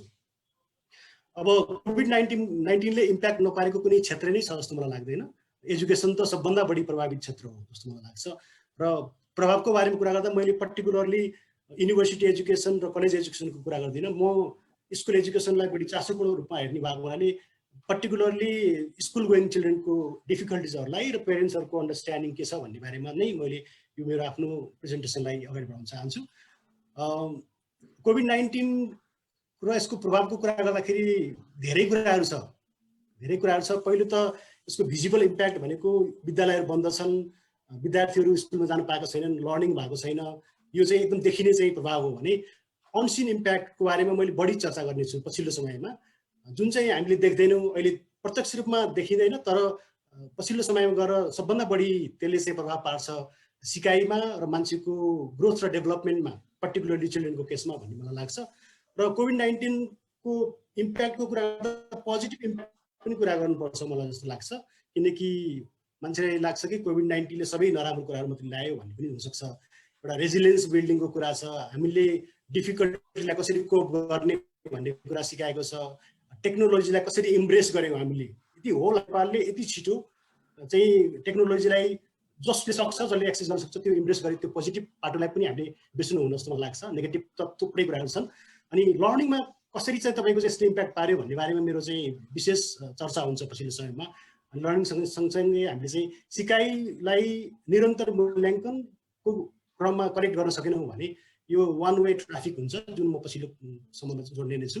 र अर्को सबभन्दा महत्त्वपूर्ण पक्ष भनेको बालबालिकाको वेलबिङमा यसले कस्तो असर गर्यो भन्ने बारेमा पनि हामी केही डिस्कसन गर्छौँ। र अर्को फाइनेन्सियल इम्प्याक्ट, तपाईँको चाहिँ आर्थिक रूपमा यसले पेरेन्ट्सहरूलाई, विद्यालयलाई र विशेषतः विभिन्न प्राइभेट स्कुलमा पढाउने शिक्षकहरूलाई कस्तो किसिमको असर पार्यो भन्ने बारेमा पनि मैले केही कुरा चाहिँ राख्न चाहन्छु र सोशल इम्प्याक्टको बारेमा पनि थोर बहुत कुरा गर्नेछु। अब यो डेटाबाट सुरु गर्छु। डेटा खासै भन्ने पनि इन्ट्रेस्टिङ हुँदैन होइन कुरा गर्नुको लागि, तर पनि बुझ्नुपर्ने के छ भने युनिसेफले दिएको लेटेस्ट रिपोर्टमा के भन्छ भने नेपालको 2/3 स्कुल चिल्ड्रेनहरू चाहिँ रिमोट लर्निङको एक्सेस नै छैन। अब हामीले आज डिस्कस गरिरहेका छौँ, जोसँग एक्सेस छ त्योसँग डिस्कस गरिरहेका छौँ होइन। जोसँग त्यो यो चाहिँ रिसोर्स नै छैन त्यो यो डिस्कोर्स त्यहाँसम्म पुग्दैन। यसको अर्थ के छ भने लगभग तपाईँको चाहिँ 66% स्कुल गोइङ चिल्ड्रेनहरू चाहिँ कुनै पनि एक्सेसमा छैन रिमोट लर्निङ। रिमोट लर्निङ भनेको यो not only internet, radio, television लगायत अरू विभिन्न माध्यमहरू पनि हुनसक्छ।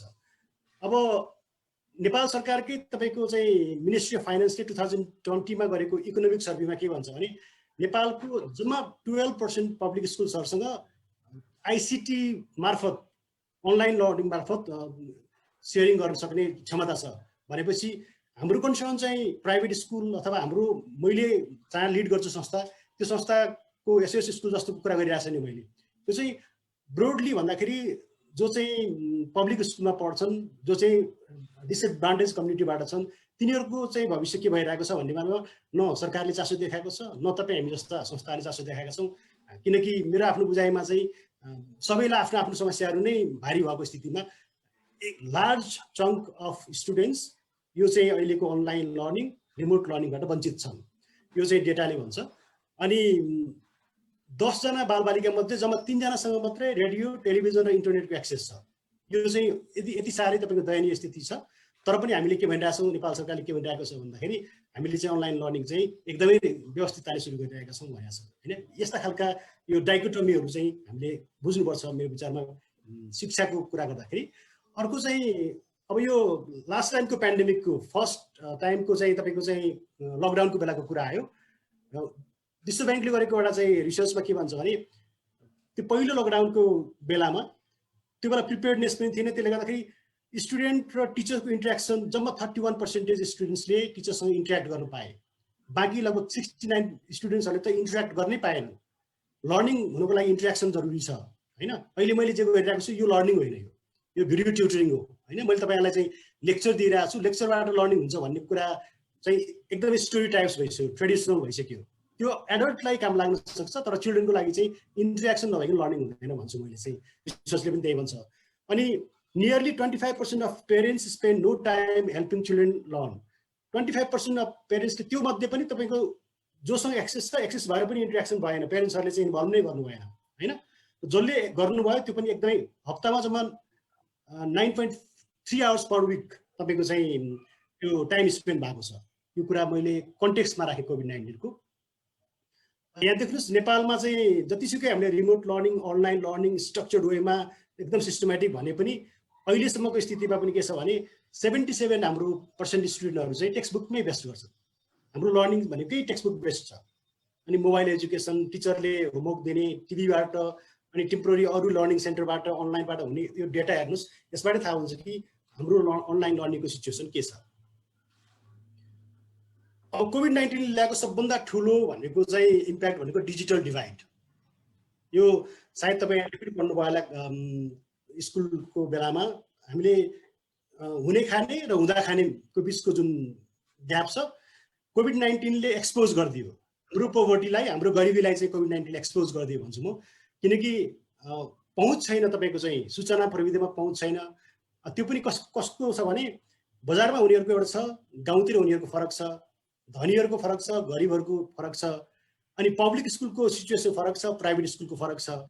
यो प्रिपेयर्डनेस जुन चाहिँ लर्निङको लागि चाहिने प्रिपेयर्डनेस चाहिँ मेरो विचारमा पुगेको छैन। त्यसले गर्दाखेरि हामीले गरिरहेको काम चाहिँ कन्ट्रिब्युसन हो कम्युनिटीको लागि हामीले गरेको होइन। यो डिस्कोर्स पनि एउटा कन्ट्रिब्युसन नै हो भन्छु मैले। एउटा बहस सिर्जना गर्ने, अनलाइन लर्निङलाई कसरी चाहिँ सिस्टमेटाइज गर्न सकिन्छ, कसरी स्ट्रक्चर गराउन सकिन्छ, लर्निङमा कसरी इम्प्याक्ट फुल हुनसक्छ भन्ने बारेमा जुन डिस्कस भएको छ यो पनि कन्ट्रिब्युसन हो। तर जति कन्ट्रिब्युसन भए पनि त्यो मेरो विचारमा सब्सटेन्सियल्ली चाहिँ धेरै विद्यार्थीहरू चाहिँ यो फ्रेमबाट बाहिर छन् भन्ने नै हो। यो पिक्चर मैले राखेको एउटा चाहिँ रिसर्च आर्टिकलबाट लिएको। यो नानीले जो पढ्नु भएको छ उहाँ चाहिँ रेडियोबाट सुन्दै चाहिँ गरिरहेको चाहिँ यो एजुकेसनको एउटा रिफ्लेक्सन हो। मैले यो भनिरहेको कुरा के हो भनेदेखि जोसँग एक्सेस छ, टेक्नोलोजी छ, धन छ, सम्पत्ति छ, उहाँहरूले चाहिँ त्यो किसिमले चाहिँ अगाडि बढ्न सक्नुभयो। गरिबहरू चाहिँ फेरि मैले अघि नै भनिसकेँ, गरिबी चाहिँ नराम्रोसँग एक्सपोज भयो नेपाल र नेपाल जस्तै developing under develop कन्ट्रीहरूको कन्टेक्स्टमा।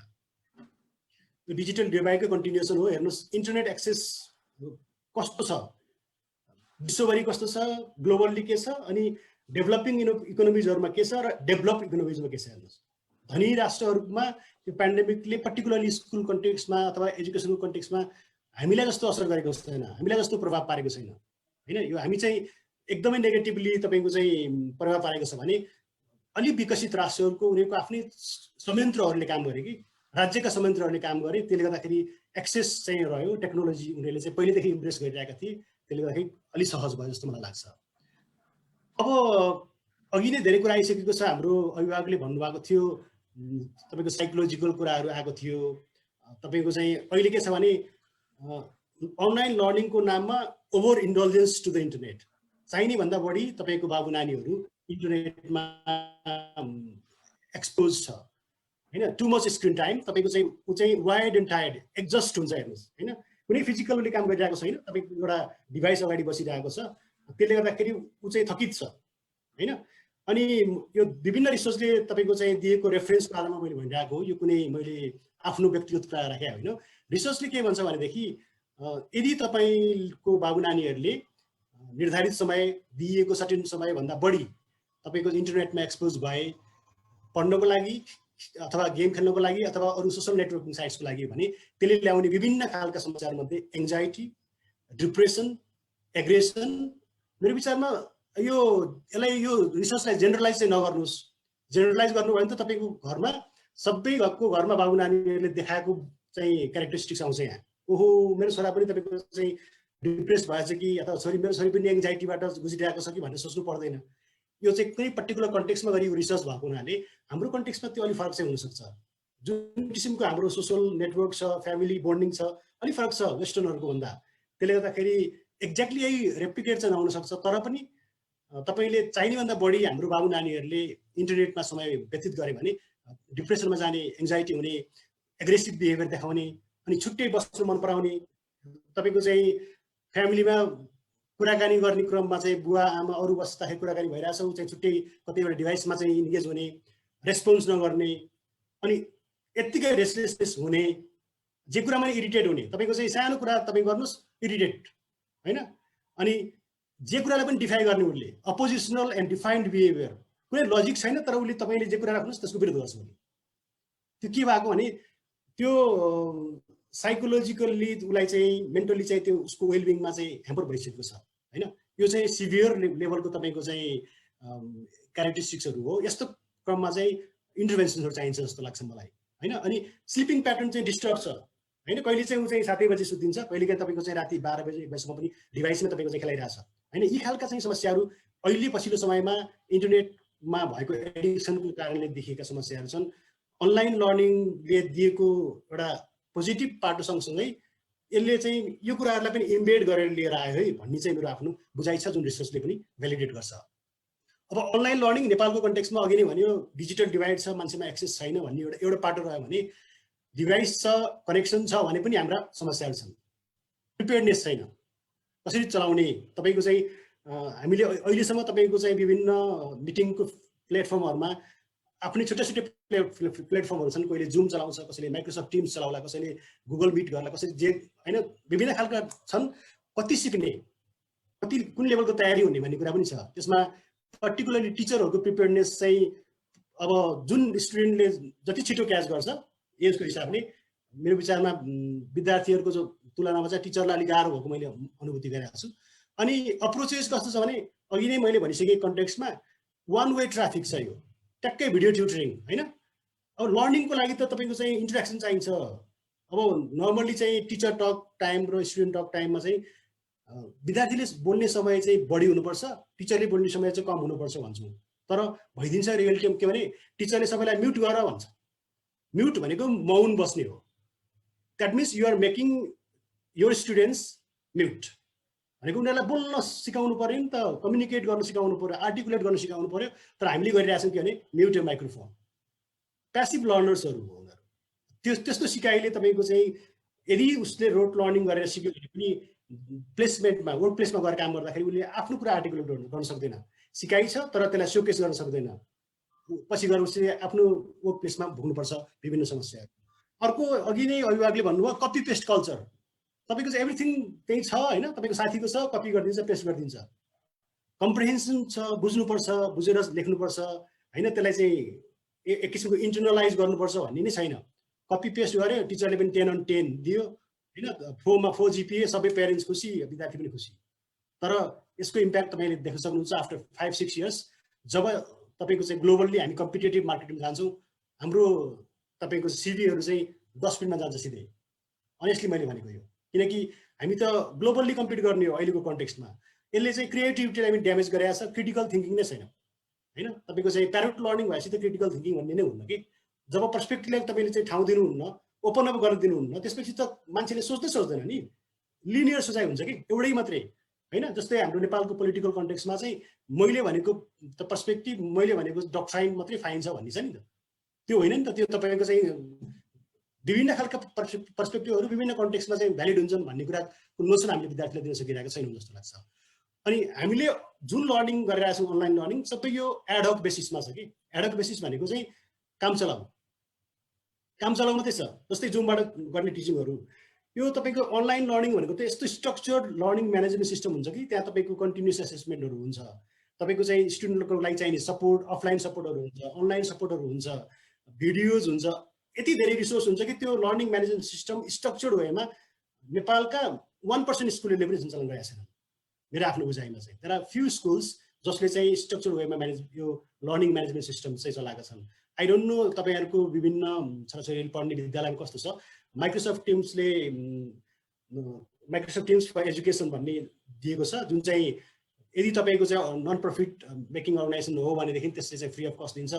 Very structured छ त्यो। हाम्रो एसएसको अलमोस्ट सबै स्कुलहरूमा हामीले माइक्रोसफ्ट टिम्स फर एजुकेसन नै हामीले रोल आउट गरेका छौँ र त्यो अरूले पनि गर्न सक्नुहुन्छ भन्ने मलाई लाग्छ। अर्को चाहिँ अनस्टेबल एन्ड पुवर कनेक्टिभिटी। हामीले सुरुमैदेखि हाम्रो मिटिङको आज दौरानमा पनि होइन, अब एकजना जुन हाम्रो चाहिँ मित्रलाई हामीले चाहिँ केही बोल्नको लागि भनेको थियौँ, उहाँको कनेक्सनमा प्रब्लम आयो। यो यस्ता मिटिङमा त कनेक्सनको प्रब्लम आएर मैले नबोल्दाखेरि पनि तपाईँले मेरो स्लाइड मैले एकजना सरलाई पठाएको छु होइन, रसीलाई पठाएको छु, उहाँले चाहिँ सेयर गरिदिनुहुन्छ, तपाईँले पढ्दा पनि हुन्छ। तर विद्यार्थीले पढ्ने कुरामा लर्निङको बेलामा चाहिँ कनेक्टिभिटी स्टेबल भएन, पुवर भयो भनेदेखि त टिचरले बोलेको सुन्ने हो कि आफूले भनेको टिचरलाई कम्युनिकेट गर्न सक्ने हो कि होइन, यी कुराहरू पनि छन्।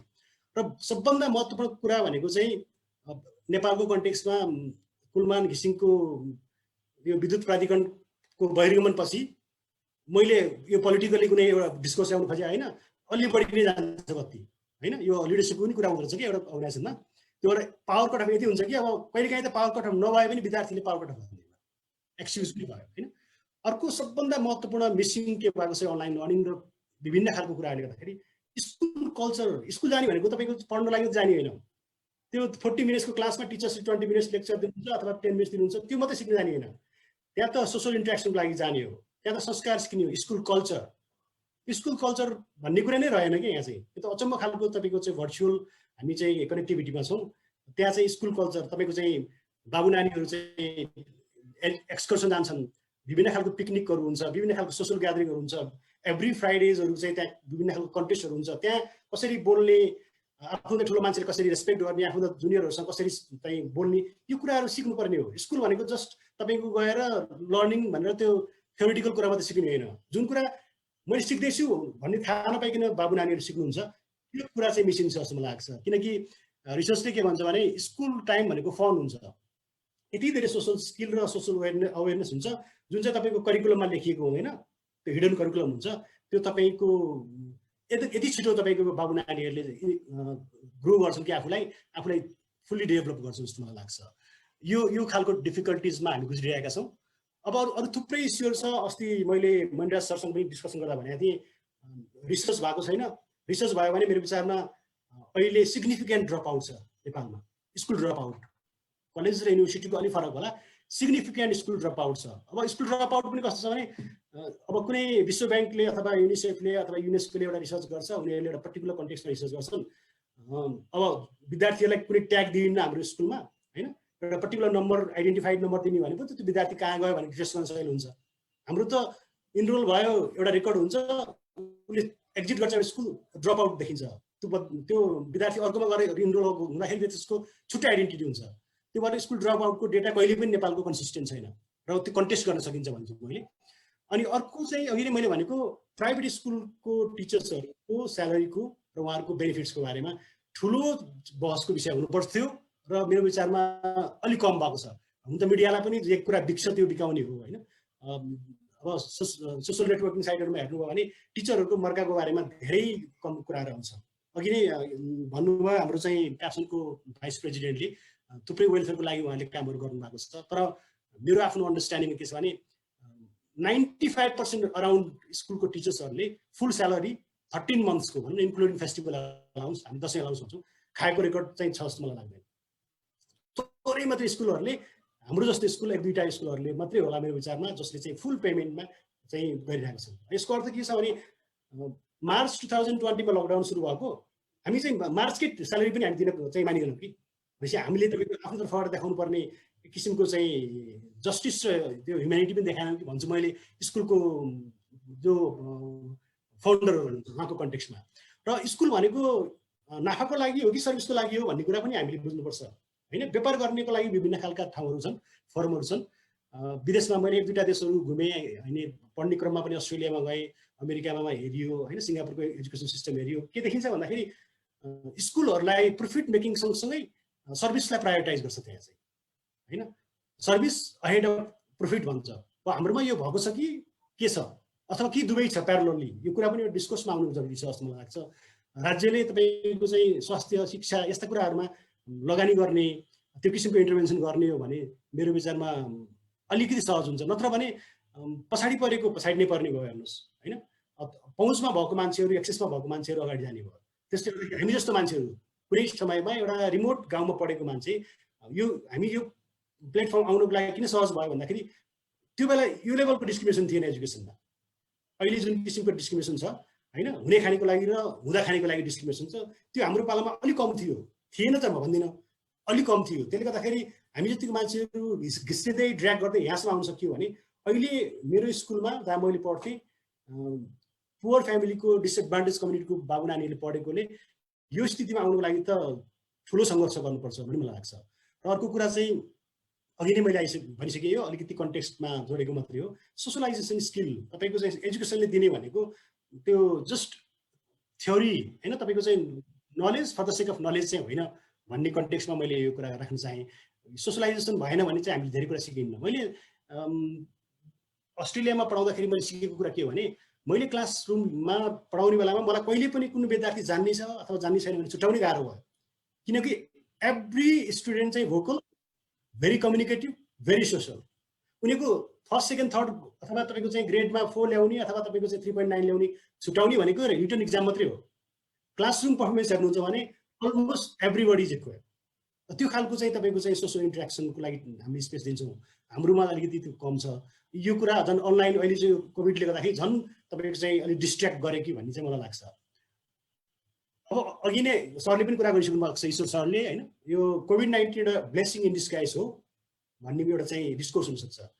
एटलिस्ट नेपालको कन्टेक्स्टमा यदि कोभिड-19 नआएको भए नेपालले यो किसिमले टेक्नोलोजीलाई, यो किसिमले अनलाइन लर्निङलाई इम्प्रेस नै गर्ने थिएन। अझ 10 वर्ष गर्ने थिएन भन्छु मैले। स्ट्रक्चरल लर्निङ क्लासमा पनि एटलिस्ट त इनिसिएसन भएको छ होइन। तपाईँको चाहिँ journey of 1000 miles begins with होइन, द फर्स्ट स्टेप भन्छ नि। त्यसै गरिकन यो कोभिड-19ले हामीलाई चाहिँ एउटा ब्लेसिङ इन डिस्गाइज के दियो भने हामीले अनलाइन लर्निङ र टेक्नोलोजीलाई जसले सक्छ, जसको पहुँच छ उसले एटलिस्ट इम्प्रेस त गऱ्यौँ कम्तीमा पनि, चाहे त्यो प्राइभेट स्कुल होस् चाहे त्यो ट्रस्ट बेस्ड स्कुल हुन्, एटलिस्ट भएको छ। इभन कति सरकारी स्कुलहरूमा पनि भएको छैन चाहिँ भन्नु मिल्दैन। अर्को इन्ट्रेस्टिङ, मैले कोही लिट्रेचरमा पढाएको छैन, मलाई चाहिँ यो प्रिपेरेसन गर्ने बेलामा चाहिँ आउट अफ द ब्लू चाहिँ क्लिक गरेको एउटा के हो भने, knowledge does not always come from teachers lips as it is available in everybody's fingertips. यसले हामीलाई अहिलेको चाहिँ कोभिड-19ले सिकाएको भनेको तपाईँको चाहिँ नलेज भनेको टिचरको लिप्सबाट मात्रै आउने होइन कि, यो त फिङ्गर टिप्समै छ। मैले यसो भनिरहँदाखेरि टिचर्सहरूलाई डिमिनिङ गर्न खोजेको होइन। टिचरको भ्यालु छुट्टै छ। तपाईँको चाहिँ लर्निङको लागि चाहिने ह्युमन इमोसन्सहरू, कनेक्टिभिटी, तपाईँको आत्मीयता होइन, एक किसिमको चाहिँ सौहार्दतापन चाहिन्छ। तर एट द सेम टाइम तपाईँको टिचर मात्रै सोर्स अफ नलेज हुन्थ्यो पहिला भने, अहिले चाहिँ हाम्रो फिङ्गर टिप्समा छ। हामीले टिचरले पढाएको कुरालाई भ्यालिडेट गर्न सक्छौँ होइन, विद्यार्थीले आर्ग्यु गर्न सक्नुहुन्छ, किनकि टिचरले एउटा सोर्सबाट उहाँले लिनुभएको कुरालाई मल्टिपल सोर्सबाट हामीले त्यसलाई चाहिँ ठिक हो होइन भनेर चाहिँ अलिक बढी वाइडर पर्सपेक्टिभ दिन्छ, क्रिटिकल थिङ्किङलाई चाहिँ ब्रोडन गर्न सहयोग गर्छ यो अनलाइन लर्निङले भन्ने खालको मेरो बुझाइ भएको हुनाले नेपालको कन्टेक्स्टमा एटलिस्ट कोभिड-19 चाहिँ ब्लेसिङ इन डिस्गाइजले हो, एटलिस्ट टेक्नोलोजी इम्प्रेस गर्ने कुरामा चाहिँ। अब के गर्न सकिन्छ भन्दाखेरि थुप्रै कुराहरू गर्न सकिन्छ होइन। अब तपाईँको चाहिँ कोभिड-19 को चाहिँ इम्प्याक्टलाई मिटिगेट गर्नको लागि चाहिँ थुप्रै स्ट्राटेजीहरू ल्याउन सकिन्छ। राज्य भनेको तपाईँ हामी पनि हो होइन, राज्य पर्टिकुलरली सरकारको कन्टेक्स्टबाट धेरै कुराहरू चाहिँ एक्सपेक्टेसन गर्नु चाहिँ मैले ठिक मान्दिनँ, किनकि अब सेसन सुरु भयो, सेसन एन्ड भयो, अथवा तपाईँको चाहिँ यो दिनदेखि स्कुल खोल्छ भन्ने सामान्य प्रेस स्टेटमेन्टहरू जारी गर्ने बाहेक मेजर इन्टरभेन्सन चाहिँ सरकारको भिजिबल इन्टरभेन्सन चाहिँ कम देखिन्छ।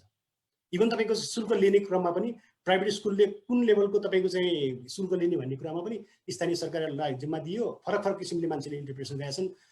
एक किसिमको रेगुलेसन छ, कतिपय प्राइभेट स्कुलले अघि नै हाम्रो अभिभावकले भन्नुभयो तपाईँको चाहिँ बाबु नानीहरूले लाइब्रेरी प्रयोग गरेका छैन, लाइब्रेरीको तपाईँको फिजहरू लिइएको छ। यस्तै खालका कन्टेक्स्टमा धेरै कुराहरू छन्।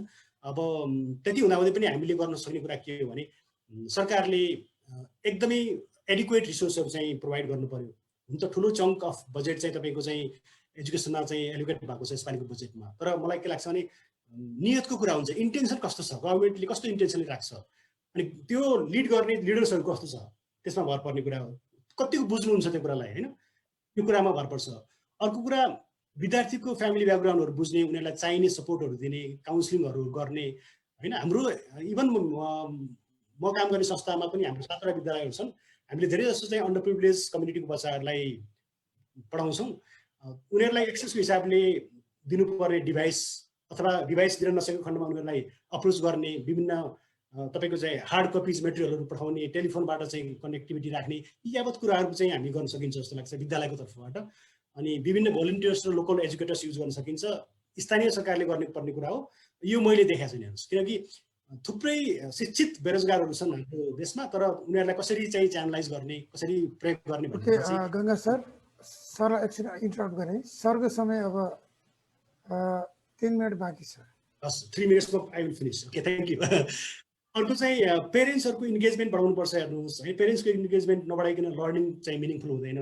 अब अनलाइन लर्निङमा पनि तपाईँले रेगुलर मोनिटर गर्नु पऱ्यो कि तपाईँले जान्नु भएको छैन प्लेटफर्महरू, डिजिटल प्लेटफर्ममा तपाईँलाई थाहा छैन भने पनि एटलिस्ट तपाईँले चासो राख्नुपर्छ तपाईँको बाबु नानीले के सिक्दैछ, के कुरा चाहिँ एक्सेस गरिरहेको छ, त्यो रेस्ट्रिक्टेड साइट हो कि अथवा त्यो चाहिँ उसले चाहिँ युज गरिरहेको चाहिँ मिनिङफुल हो कि, सधैँ शङ्काको दृष्टिकोणले हेर्ने होइन, तपाईँको चाहिँ एउटा प्रोफेसनल स्केप्टिसिजम चाहिँ हुनुपर्छ भनेर जस्तो लाग्छ मलाई।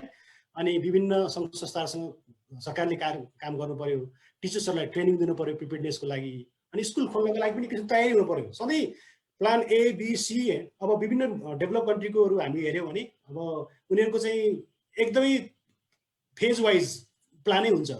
हाम्रो चाहिँ कस्तो हुन्छ भने ट्याक्कै तपाईँको कुनै स्ट्राइक भएको थियो अनि स्ट्राइक बन्द भएदेखि भोलिदेखि चलाइन्छ होइन, त्यसको तयारी खोइ है, यो कुराहरू पनि हामीले विचार गर्नुपर्छ जस्तो लाग्छ।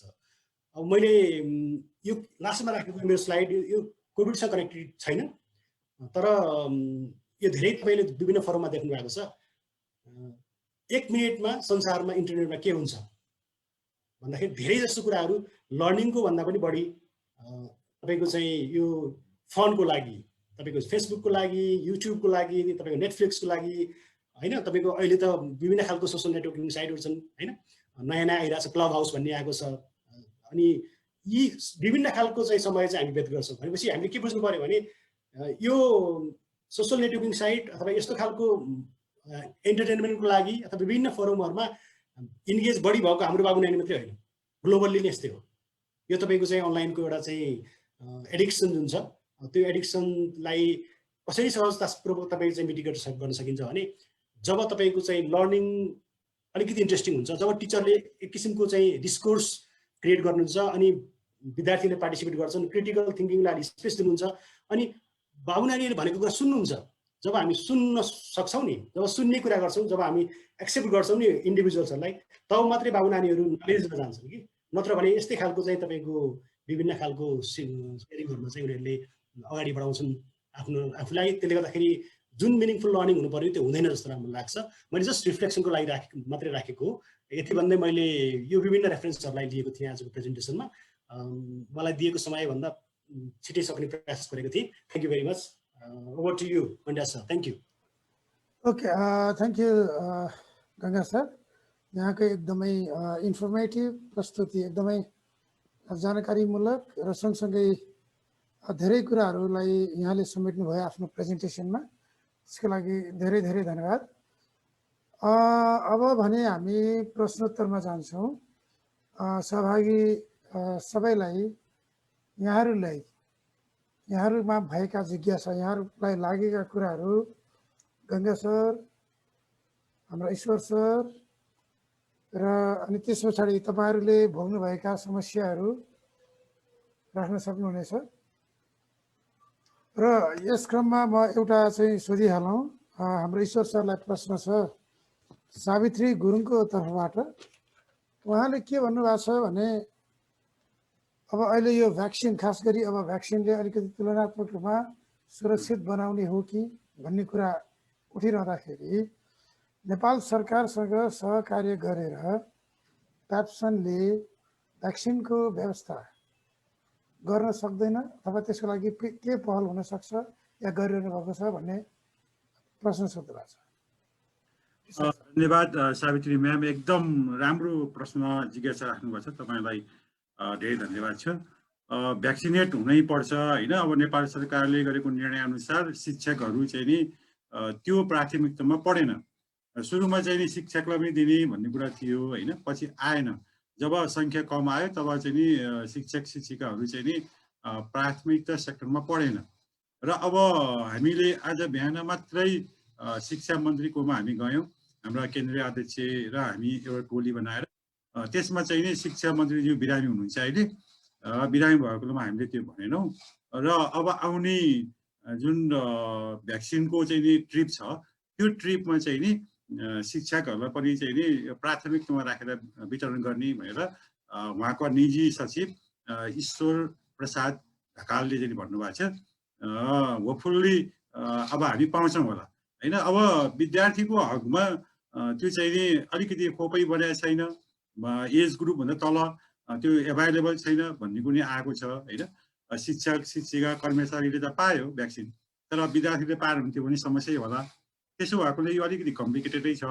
अब हामी सकेसम्म प्याप्सन साङ्गठनिक रूपमा चाहिँ नि छिटोभन्दा छिटो त्यो भ्याक्सिन चाहिँ नि हामीले पाउनुपर्छ भन्ने मान्यतामा कुरा भइरहेको छ। हामीले चिठी पनि फरवर्ड गरिसकेका छौँ स्वास्थ्य मन्त्रालयमा, शिक्षा मन्त्रालयमा।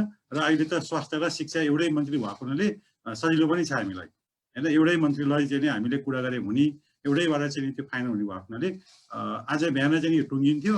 उहाँ बिरामी भएको हुनाले चाहिँ नि हामीले कुरा गर्न सकेनौँ। उहाँको पर्सनल चाहिँ नि सेक्रेटरी मार्फत चाहिँ नि कुरा भएको छ। आशा गरौँ आउला म्याम।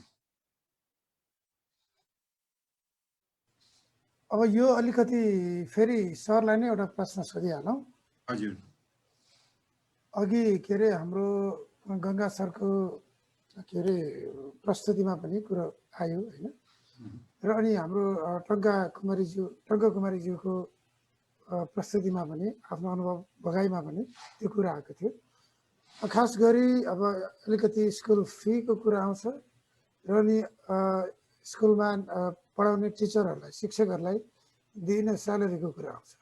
जस्तै अब टङ्क कुमारीज्यूले के भन्नुभयो भने एउटा ट्युसन फी त ठिकै छ, पढाइ शुल्क, मासिक पढाइ शुल्क त ठिकै छ। केही विद्यालयहरूले त्यो बाहेकका कम्प्युटर अथवा अरू जो के अरे अहिले भइराखेको छैन होइन। अहिले जो चाहिँ अब अनलाइन कक्षामा घरमा बसिरहँदाखेरि त अब त्यहाँ प्र्याक्टिकलका अरू कुराहरू त भइराखेको छैन, त्यसको पनि फी एकातिर तिर्नुपर्ने।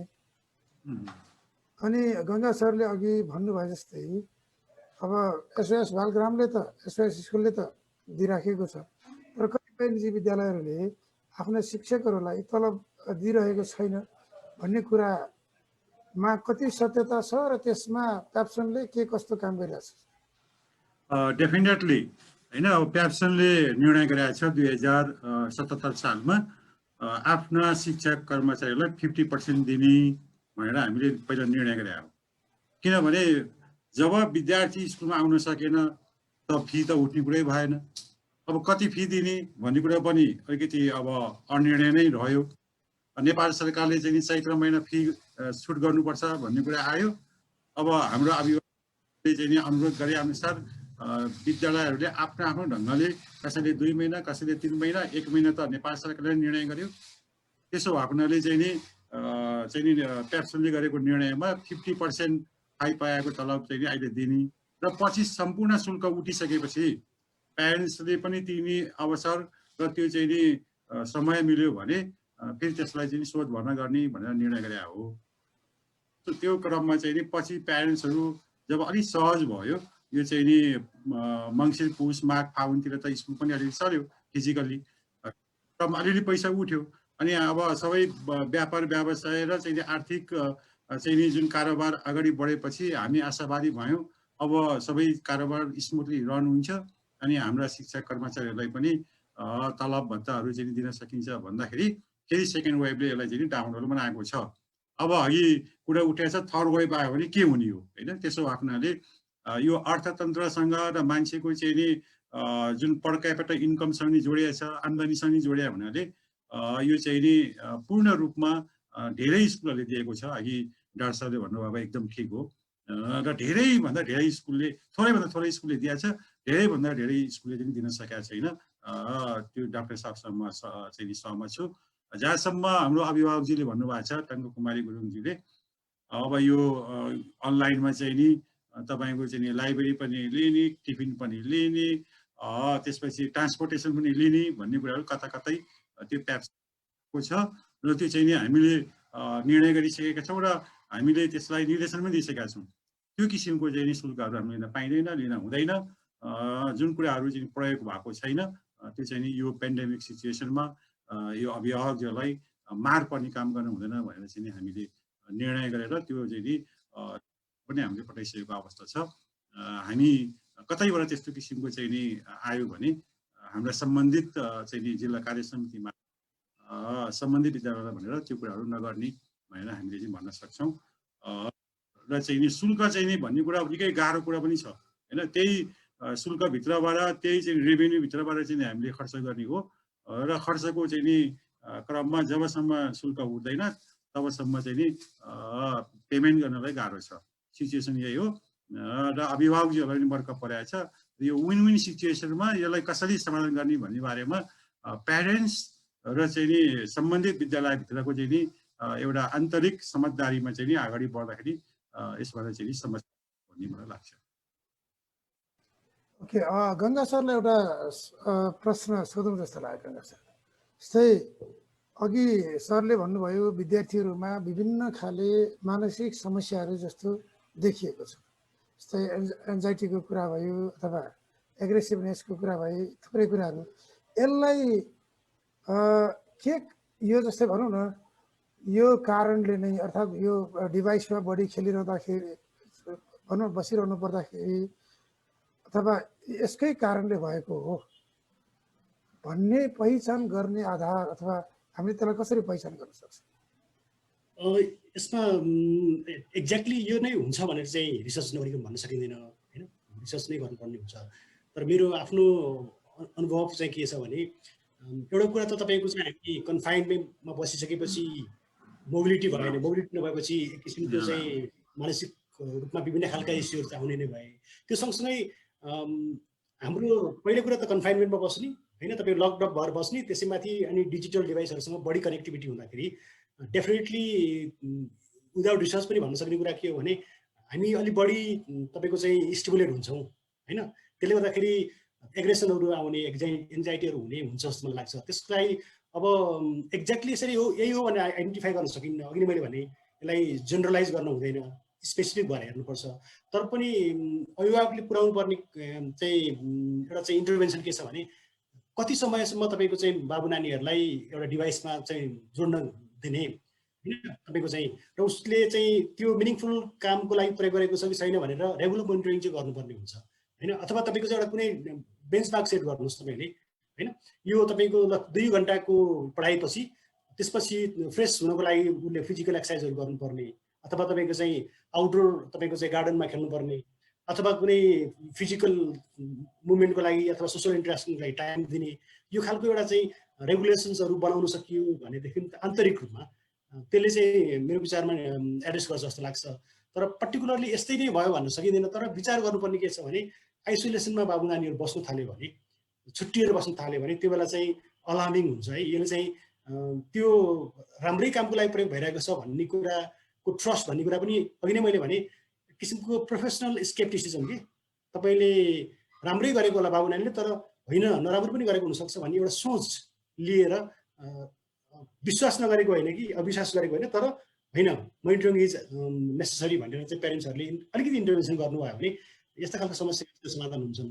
अब नेपालको कन्टेक्समा चाहिँ हामी सोसल ग्यादरिङहरू पर्टिकुलर गुरुङहरूको कम्युनिटीमा हामी बस्ने खाने रमाइलो गर्ने हुन्छ नि, त्यो मेरो विचारमा यो एङ्जाइटी डिप्रेसन यो लकडाउनको सिचुएसनमा ब्युटिफुल पार्ट हो यो कम्युनिटीको। त्यसलाई चाहिँ हामीले योभन्दा बढी इन्हान्स गर्नुपर्छ अरू बेला भन्दा भन्ने जस्तो लाग्छ। र छोराछोरीहरूलाई पनि त्यही किसिमले चाहिँ ल है अहिले चाहिँ यस्तो स्थिति छ भनेर अलि बढी सोसल इन्ट्रेक्सन गर्नुपर्छ, फ्यामिलियल टकहरू गर्नुपर्छ भनेर चाहिँ इन्टरभेन्सन गरियो भने यस्तो खालको समस्याहरू नआउलामा जस्तो मलाई लाग्छ। जुन रूपमा चाहिँ वेस्टर्न आइसोलेटेड लाइफमा हुन्छ फ्यामिलीमा हाम्रो बत्ती कम हुन्छ तर पनि नदेखिएको चाहिँ होइन। तपाईँहरूकै हाम्रै घरमा पनि अलि इरिटेट हुने, जे कुरालाई पनि विरोध गर्ने होइन, राम्रै कुरा गर्नुभएको छ उसले चाहिँ डिफाई गरिहाल्छ क्या। त्यो एउटा त त्यो टिनेजको तपाईँको चाहिँ ट्रेड्स नै हो, तर अहिले चाहिँ झन् बढी त्यो डबल भएको छ कि भन्ने मलाई लाग्छ सर। अब सरलाई अलिकति जस्तै गङ्गा सरले अब यस विषयमा अलिकति केही अध्ययन पनि गर्नुभएको छ भन्ने लागेको छ। त्यस कारणले विद्यार्थीहरूको उमेर तह अनुसार कुन तहको कुन उमेरको विद्यार्थीलाई कति समय जति डिभाइसमा बस्न दिने त्यसको बारेमा केही एउटा समय एलोकेट गर्न सकिने त्यस्तो केही छ सर? त्यस्तो एक्ज्याक्टली तपाईँको चाहिँ छैन सर। अब अहिले त कस्तो भयो भने अब यो पर्टिकुलरली अनलाइन लर्निङ भएको हुनाले यति धेरै तपाईँको चाहिँ अनलाइन क्लासेसहरू भएको छ। अब क्लास मिस गर्न पनि भएन होइन, केही न केही सिकाइ त हुन्छ नै। अनि त्यो सँगसँगै फेरि पढाइ मात्रै त्यो डिभाइसबाट पाउने होइन, अरू फोन लगायतको अरू कुराहरू पनि छन्। त्यसले गर्दाखेरि एक्ज्याक्टली यति भने तोक्न चाहिँ अब यो कन्टेक्स्टमा रिसर्च मैले यसको बारेमा डिटेलमा अध्ययन गरेको छैन। तर बुझाइ के हो भने जति तपाईँले प्यासनेटली बुक पढ्दाखेरि अथवा तपाईँको चाहिँ कुनै पनि लिट्रेचरहरू पढ्दाखेरि अथवा लेख्दाखेरि जुन किसिमको क्रिएटिभिटी तपाईँको चाहिँ फ्लोरिस हुन्छ यो डिभाइसहरूबाट हुँदैन होइन। यो जस्तै हामीले बुझेको पर्ने कुरा के हो भने टेलिभिजन हेर्दा भनौँ सपोज टेलिभिजन हेर्दाखेरि टेलिभिजन चाहिँ नन लिभिङ अब्जेक्ट हो होइन, नन लिभिङ हो, यो निर्जीव हो, यो बोलिरहेको हुन्छ होइन। हामी चाहिँ तपाईँको चाहिँ लिभिङ क्रिएचर हो, हामी चाहिँ नन लिभिङ जस्तो लाटो जस्तो बसिरहेको हुन्छ। यो डिजिटल डिभाइस पनि एक्ज्याक्टली त्यस्तै हो मेरो आफ्नो बुझाइमा चाहिँ। हामीले यसले प्यासिभ बनाउँछ होइन। प्यासिभ भएपछि जब मुभमेन्ट हुँदैन, जब इन्ट्रेक्सन हुँदैन, सिकाइ कम हुन्छ। त्यसले गर्दाखेरि यसलाई जति धेरै लिमिट गर्न सक्यो त्यति राम्रो हुन्छ भन्छु मैले चाहिँ। राइटिङमै अथवा रिडिङमै जुन हाम्रो नेचुरल वे अफ लर्निङ छ त्यसलाई नै इन्हान्स गर्नुपर्छ। किनकि मैले इक्जाम्पल दिन्छु रेफरेन्स, यो अनलाइन लर्निङको एक्सेस चाहिँ डेभलप कन्ट्रीमा पहिलेदेखि छ, तर पनि यिनीहरूले स्कुलको एजुकेसनमा अनलाइन लर्निङलाई हामीले अहिले जसरी अप्रोच गरेका छौँ नि त्यो अप्रोच कहिले पनि गरेन उनीहरूले।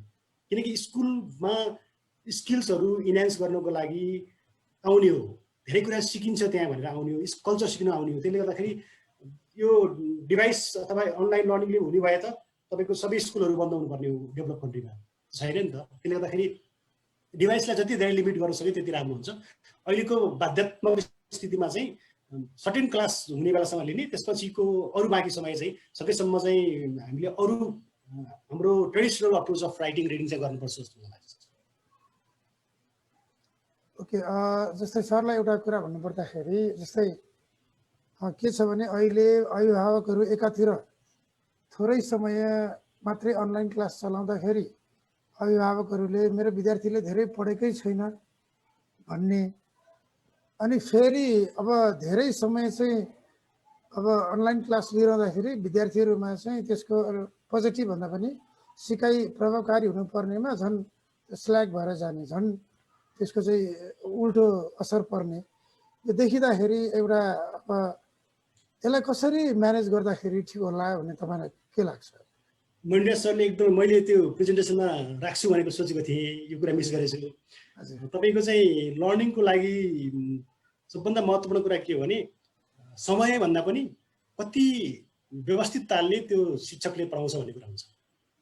कुनै शिक्षकले तपाईँको त्यो 2 घन्टा दिएको लेक्चरले पनि कुनै असर गर्दैन, इम्प्याक्ट नै पार्दैन। हेर्नुहोस् होइन, कतिपय मान्छेले 2 मिनट तपाईँले उसको सुन्नुभयो भने तपाईँले त्यो लेसनबाट सिक्नुपर्ने कुरा सिकिसक्नुहुन्छ कि प्यारेन्ट्सहरूले बुझ्नुपर्ने कुरा। मैले एउटा रिसर्च गर्दाखेरि चितवन पर्वत र म्याग्दीको विभिन्न तपाईँको चाहिँ अन्डर प्रिभिलेज कम्युनिटीको रिसर्च गर्दाखेरि स्कुल एजुकेसनमै धेरै टिचर्सको गुनासो के थियो भने तपाईँहरू किन तपाईँको लेक्चर मात्रै मेथड गर्नुहुन्छ, अलि इन्टरेक्टिभ बनाउनुहोस्, बाबु नानीहरूलाई पनि तपाईँको प्रेजेन्टेसनहरू गरिदिनुहोस् होइन, अलिकति मिनिङफुल नोइज होस् क्लासमा सिकाइको लागि भन्दाखेरि सर त्यस्तो गऱ्यो भने त प्यारेन्ट्सहरू भोलि बच्चाले गएर के भन्छ भने सरले आज 10 मिनट पढाउनु भयो, लेक्चरलाई मात्रै पढाइ बुझ्छ नि त, बाँकी 40 मिनट त हामीलाई गराउनु भयो भन्छ। अनि प्यारेन्ट्स भोलिदेखि कम्प्लेन गरेर आउनुहुन्छ। यो हामीले प्यारेन्ट्सले बुझ्नुपर्ने कुरा के हो भने त्यो टिचरले सबै लेक्चर मात्रै दिएको कारणले पढाइ हुँदैन। उसले 5 मिनट तपाईँकोले अब्जेक्टिभ उसको लर्निङ आउटकम्स बिट गर्नको लागि होइन, जुन उसले चाहिँ एउटा कन्टेक्स्ट सेट गरिदिन्छ, त्यसपछि विद्यार्थीहरूलाई इन्भल्भ गराउने, इन्टरेक्सन गराउने, त्यो स्टुडेन्ट टक टाइम बढी भयो भने लर्निङ हुन्छ भन्ने प्यारेन्ट्सहरूलाई बुझाउनु जरुरी छ। यो धेरै पढेर हुँदैन। एकदम बुझ्नुपर्ने कुरा छ नि, नेपालको कन्टेक्स्टमा कतिपय पढाइका कुराहरू पछि अनलर्न गर्नुपर्ने छ, त्यो पढाइको कुनै अर्थै छैन। त्यसले गर्दाखेरि त्यो बेकारको स्टोरेज गार्नुभन्दा थोरै मिनिङफुल पढाइ भएको छ कि छैन भनेर चासो लियो भने त्यसले काम गर्छ। मैले एउटा इक्जाम्पल दिन्छु तपाईँको, सबभन्दा बढी यो summer vacation, winter vacation, festival vacation के अरे यो टर्म ब्रेक भन्ने स्कुलहरू भनेका नेपालमा चाहिँ Budhanilkantha high school, Gandaki boarding, SOS, saint Mary's, saint James यिनीहरू हुन्। हेर्नुहोस् होइन, त्यो भएर धेरै स्कुलमै गएर पढेर मात्रै हुँदैन, त्यहाँ कुन मिनिङफुल वेमा पढाइएको छ, कतिको प्रस्तुति राम्रो छ र कनेक्ट गर्न सक्छ कि सक्दैन विद्यार्थीलाई टिचरले, त्यो कुराले म्याटर गर्छ। अब त्यो भएर प्यारेन्ट्सहरूलाई नआत्तिर म के भन्छु भने लामो पढेर धेरै सिकिने होइन होइन। त्यो भएर एउटा तपाईँको चाहिँ कुनै भेटरान मान्छे प्रोफेसरलाई मैले 1 मिनट सुन्नुभयो भने तपाईँको पर्सपेक्टिभ चेन्ज गरिदिनुहुन्छ उहाँहरूले होइन। हामी रिसर्चको विद्यार्थीलाई त्यस्तो लाग्छ। कतिपय मान्छेसँग तपाईँ घन्टौँ कुरा गर्नुहोस्, यो मान्छेले के बोले आज भनेर खोज्नुपर्ने हुन्छ। त्यसले गर्दाखेरि यो समय होइन कि कन्टेन्ट के दिएको छ, डेलिभर के गरेको छ, त्यो चाहिँ विचार गर्नुपर्छ। हस्, एउटा अब हस् त गङ्गा सर, ईश्वर सरलाई चाहिँ एउटा प्रश्न आएको छ पदम गुरुङ कतारबाट। उहाँले अब अहिले यो सिचुएसनमा प्राइभेट स्कुललाई पनि गाह्रो, अभिभावकलाई पनि गाह्रो, यो सबै अवस्थामा चाहिँ अलिकति इङ्ग्लिस मिडियममा गरेर यसलाई विद्यालयलाई सरकारीकरण गर्नेतिर पो जान सकिँदैन भन्ने खालको प्रश्न नि सोध्नु भएको छ। अब यो चाहिँ अब सरलाई अलिक गाह्रै पनि हुन्छ होला यो कुरा। अनि अर्को कुरा चाहिँ अब यो भाषा जस्तै अब अहिले त के छ भने शिक्षामा अब स्थानीय भाषा अथवा स्थानीय करिकुलम भनौँ न, त्यसलाई समावेश गर्नुपर्ने कुरामा यो हाम्रो अथवा यसलाई निजी विद्यालयहरूले कसरी लिइरहेको छ भन्ने खालको प्रश्न सोध्नु भएको छ। धन्यवाद सरलाई, कतारबाट सोध्नु भएको छ। एकदमै ठिक छ, यो निजी विद्यालय खोल्ने हाम्रो रहर होइन होइन। यो नेपाल सरकारले 30को दशकमा यो चाहिँ क्वालिटीको लागि प्राइभेट एजुकेसन चाहिँ दिनको निमित्त नेपाल सरकारले गरेको निर्णय कानुन र ऐन सम्बद्ध हामीले विद्यालय खोल्या हो। अब महँगो अथवा सस्तो अथवा के भयो भन्ने कुरा त त्यो पिपुलको आवश्यकतामा भर पर्छ। म सानो उदाहरण दिउँ हजुरहरूलाई।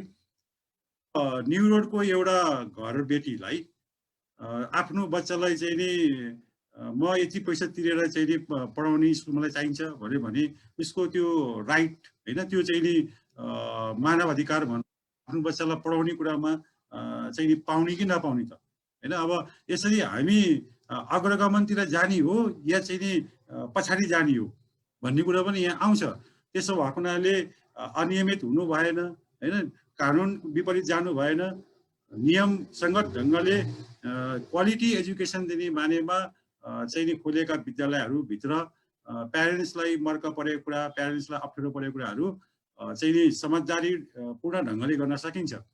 अहिले निजी विद्यालयमा हेर्नुहोस् चाहिँ नि राम्रो राम्रो प्यारेन्ट्सले मात्रै पढाउने होइन, एउटा सडकमा मकैको चाहिँ नि मकै पोलेर आफ्नो गुजारा चलाउने प्यारेन्ट्सले पनि निजी विद्यालयमा आफ्नो नानी बाबुलाई पढाउने इच्छा राख्नु भएको छ। के कारण होइन, किन यस्तो भयो त भन्दाखेरि हामी विकसित मुलुकको चाहिँ कुरा गर्दाखेरि त प्राइभेट स्कुलमा भन्दा त गभर्मेन्ट स्कुलमा पब्लिक स्कुलमा बढी बच्चाहरू पढाउने चाहिँ नि ट्रेन्ड छ नि होइन। अब पब्लिक नै राम्रो भएको त्यहाँ चाहिँ नि देखिन्छ। तर नेपालको कन्टेस्टमा चाहिँ नि अहिले जुन किसिमको चाहिँ नि रिजल्ट आएको छ, यो एसएलसीको रिजल्ट हुने बेलामा प्रश्न देखिन्थ्यो, निजी विद्यालयहरू चाहिँ यस्तो गरे उस्तो गरे भएर 364 दिन चाहिँ नि नेपाल सरकारले पनि ठुङ्ने, अब पब्लिकले पनि चाहिँ नि आवाज उठाउने। तर जब एसएलसीको रिजल्ट गोरखापत्रमा निस्किन्छ अनि त्यहाँबाट चाहिँ निजी विद्यालयको चाहिँ नि रिजल्टले चाहिँ नि डोनर एजेन्सीहरूको चाहिँ नि अनुदान अथवा सहयोग लिने बाटो बन्ने र रिजल्टलाई हेर्दाखेरि चाहिँ नि नेपाल सरकारकै चाहिँ नि जुन डेटालाई हेर्दाखेरि रिजल्ट प्राइभेट र चाहिँ नि पब्लिकको रिजल्ट हेर्दाखेरि चाहिँ नि 80-20 को रिजल्ट छ। प्राइभेट सेक्टरको चाहिँ रिजल्ट 80% छ भने पब्लिक सेक्टरको 20% हो। दुर्दशा होइन। नेपाल सरकारले त्यत्रो चाहिँ नि भौतिक संरचना खडा गरेको छ, तालिम धेरै दिएको छ, टिचर्सलाई चाहिँ राम्रै सुविधा दिएको छ। अहिले डाक्टर साहबले राम्रो कुरा उठाउनु भएको छ, प्राइभेटले चाहिँ नि धेरै पैसा दिन सकेन, पूर्ण तलब दिन सकेन भन्ने कुरा। तर गभर्मेन्ट स्कुलको टिचरले चाहिँ त तलब खाएको छ नि, सबै सुविधाहरू लिएको छ नि, तर क्वालिटी किन आएन? प्रश्न यहाँनिर हो। आवश्यकता त्यसरी जन्मियो यो होइन। अब उहाँले भन्नुभयो जस्तै चाहिँ नि सबै पब्लिक बनाउने हाम्रो पनि चाहना छ। हामीले भनिसकेका छौँ नेपाल सरकारलाई, हामीलाई सबै कुरा हाम्रो दिनु, हामी चाहिँ नि पब्लिक बनाउन हामी तयार छौँ, हामीले भनिसकेका छौँ क्याप्सनले। तर यो सम्भव छैन। सरकारको चाहिँ नि कुरा, सरकारले चलाइरहेको चाहिँ राज्य हामीले मजाले देखिरहेका छौँ, बुझिरहेका छौँ, भोगिरहेका छौँ। त्यसो भएको हुनाले सबभन्दा ठुलो नीति भनेको राजनीति। राजनीति गर्न हुँदैन हामी भन्छौँ, तर सबै राजनीति हामी गर्छौँ। सही मान्छे राजनीति गर्दैन अनि देश चाहिँ नि अगाडि बढ्न सक्दैन। त्यसको मार शिक्षामा पढाएको छ, उद्योगमा पढाएको छ, हरेक सेक्टरमा, पर्यटनमा पढाएको छ, त्यो हामीले भोगिरहेका छौँ। यो दुर्दशा पनि हो। त्यसो भएकोले उहाँले राख्नु भएको जिज्ञासामा चाहिँ नि म एकदम खुसीका साथ के भन्न चाहन्छु भने हामी प्राइभेट स्कुल चाहिँ सञ्चालन गर्ने सञ्चालकहरूको यो रहर होइन। हामीले पनि मास्टर डिग्री गरेकै हो, हामी पनि निजामतीमा गएको भए माथिल्लै पोस्टमा आउँथ्यो होला। महेन्द्रमान गुरुङ मेरो दाई हो, म उहाँ चाहिँ नि निजामतीतिर गएर सचिव हुनुभयो, म प्रिन्सिपल भएर बसिरहेको छु होइन। हामी सँगसँगै एउटै कोठामा बसेर पढाए हो। मैले उदाहरण मात्रै दिएँ। कोही आर्मीमा गयो होला, कोही चाहिँ नि अब जर्नल भयो होला, कोही चाहिँ माथि माथि पोस्टमा पुग्यो होला, कोही पुलिसमा गयो होला। हामी पनि सक्थ्यौँ होला अथवा व्यापारी व्यवसाय गर्थ्यौँ होला। त्यसो भएको हुनाले 30 को दशकमा नेपाल सरकारले ल्याएको प्रावधान र चाहिँ त्यो चाहिँ कानुन ऐन अनुसार हामीले सञ्चालन गरेको विद्यालय यहाँसम्म आइपुग्दाखेरि राम्रो कुराको चाहिँ केही कुराहरू आउँछ। त्यसमा चाहिँ नि हामीले सहनुपर्छ र त्यही अनुसार जानुपर्छ मलाई लाग्छ। प्रश्नको निम्ति धन्यवाद। धन्यवाद सरहरूलाई। आजका स्रोत व्यक्तिहरू सबैलाई धेरै धेरै धन्यवाद र आजको कार्यक्रममा सहभागी हुनुभएका सबै व्यक्तिहरूलाई पनि, सबै संसारभरबाट जोडिनुभएका सबैजनालाई धन्यवाद व्यक्त गर्दछु। र साथसाथै अब फेरि पनि यहाँहरूलाई हामी नियमित रूपमा संवादमा छौँ र अर्को साता फेरि नयाँ समसामयिक सान्दर्भिक विषय लिएर संवादमा जोडिने नै छौँ। यहाँहरूको सुझाव सल्लाहको अपेक्षा गर्दछौँ र अब भने कार्यक्रमलाई समापन गरिदिनु हुनका लागि तमिल संस्कृति गुरुङ राष्ट्रिय परिषदका केन्द्रीय अध्यक्ष श्री रेशम गुरुङज्यूलाई हार्दिक अनुरोध गर्दछु। धन्यवाद मनिष सर। आजको कार्यक्रममा स्रोत व्यक्तिको रूपमा उपस्थित हुनुभएको डाक्टर गङ्गा गुरुङज्यू, जो डिप्युटी कन्ट्री डाइरेक्टर हुनुहुन्छ एसओएस बालग्रामको, त्यस्तै ईश्वर बहादुर गुरुङ दाई जो प्याप्सनको उपाध्यक्ष हुनुहुन्छ, र टङ्क कुमारी गुरुङजी जो तमयुला छोजदी गुरुङ राष्ट्रिय परिषद सुनसरी जिल्लाको कोषाध्यक्ष पनि हुनुहुन्छ र आजको कार्यक्रममा उहाँ अभिभावकको भूमिकामा चाहिँ प्रस्तुत हुनुभएको छ। प्राविधिक संयोजक र स्पोन्सर हुनुहुन्छ हाम्रो श्री दाई। देश विदेशबाट उपस्थित हुनुभएको दाजुभाइ तथा दिदीबहिनीहरू र विद्वानहरू सबैलाई म सबभन्दा पहिले आभार प्रकट गर्न चाहन्छु तमियुला छोजदी गुरुङ राष्ट्रिय परिषदको तर्फबाट। आजको कार्यक्रममा डाक्टर गङ्गा गुरुङ, ईश्वर दाई र टङ्क बहिनीको माध्यमले हामीले जे कुराहरूमा छलफल गऱ्यौँ त्यसबाट निश्चय नै राज्यको ध्यान आकृष्ट हुन्छ होला भन्ने मैले आशा र विश्वास लिएको छु।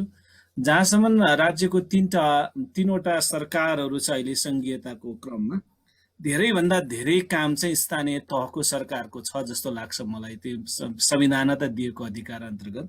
त्यसैले अहिले सरकारी विद्यालयको तपाईँको विद्यार्थीहरूले चाहिँ दूरशिक्षाको माध्यमले पनि यस किसिमको जुमको माध्यमले या रेडियोको माध्यमले या टिभीको माध्यमले पनि चाहिँ तपाईँको शिक्षा लिन पाएको अवस्थाहरू छैनन्। त्यो निकै दर्दनाक अवस्था हो। त्यसैले यो सम्बन्धमा राज्यको कहीँ न कहीँ ध्यान आकृष्ट गर्न म चाहन्छु र स्थानीय सरकार जो जनताको निकै नजिक रहेर बसेको छ, स्थानीय सरकारले चाहिँ यो किसिमको समस्याहरूलाई चाहिँ हेर्नुपर्छ भन्ने कुरा पनि म निवेदन गर्न चाहन्छु।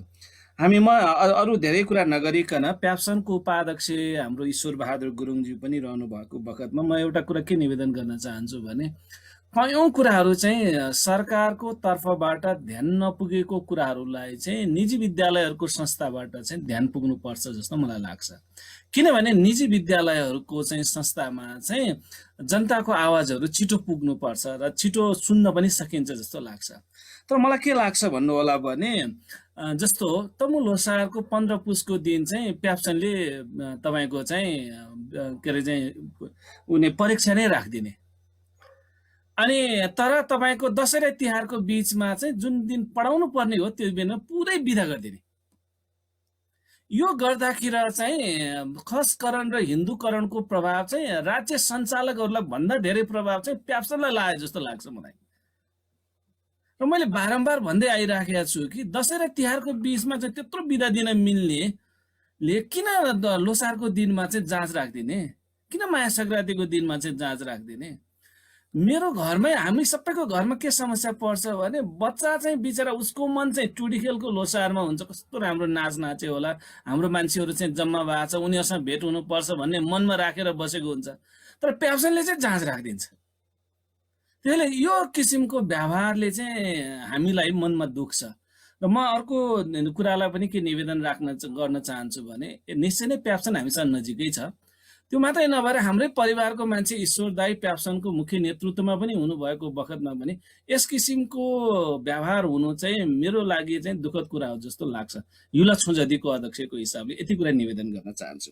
म यति कुरा भनेर म अन्तमा फेरि पनि सबैलाई के अनुरोध गर्न चाहन्छु भने जुमको माध्यमले अहिले टङ्क कुमारी गुरुङज्यूले भन्नुभएको थियो नहुने मानो के अरे कानो ऊ भन्दा चाहिँ हुने के जाति भनेको जस्तो अब युला छोजदीले पनि चाहिँ यो कोभिडको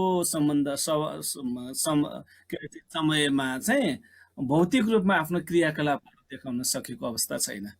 त्यसैले चाहिँ यस किसिमको छलफल र बहसहरूले कम्तीमा हाम्रो बिचमा अनुहारै मात्रै भए पनि देख्न सकिन्छ, धेरै कुराहरू चाहिँ तपाईँको छलफल र बहस गर्न सकिन्छ भन्ने ठानेर आज हामी 31औं श्रृङ्खलामा छौँ।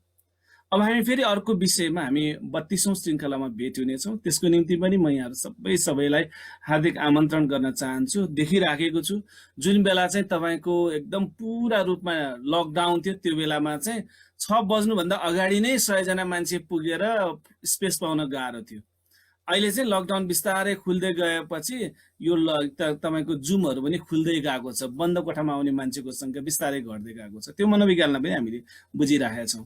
तर पनि फेरि हामी खुल्ला रूपमा कार्यक्रमहरूमा जान नसक्ने अवस्था भएको हुनाले चाहिँ हामी यस किसिमको कार्यक्रमहरू गर्न गइराखेको बेहोरा म यहाँलाई निवेदन गर्न चाहन्छु। फेरि पनि डाक्टर गङ्गा गुरुङ जस्तो चाहिँ भर्खरै चाहिँ 1-2 वर्ष अगाडि चाहिँ पिएचडी गर्नुभएको शिक्षाविद, ईश्वर दाई जस्तो चाहिँ प्याप्सनको चाहिँ उपाध्यक्षज्यू, टङ्क कुमारी गुरुङज्यू जो चाहिँ एकदम समाजसेवी र सामाजिक अभियन्ता हुनुहुन्छ र अरू देश विदेशबाट हाम्रो यो चाहिँ पर्दा पछाडि पनि चाहिँ धेरै काम गर्ने विद्वानहरू हुनुहुन्छ। उहाँहरू सबैलाई म युला छोजदीको तर्फबाट हार्दिक धन्यवाद आभार प्रकट गर्दै अर्को चाहिँ विषयमा फेरि हामी 32औं श्रृङ्खलामा भेट हुने कुरालाई पनि म निवेदन गर्न चाहन्छु। यति भनेर आजको यो जुम संवादलाई अन्त्य गर्ने अनुमति चाहन्छु। धन्यवाद। छाजला आजज्यू मैले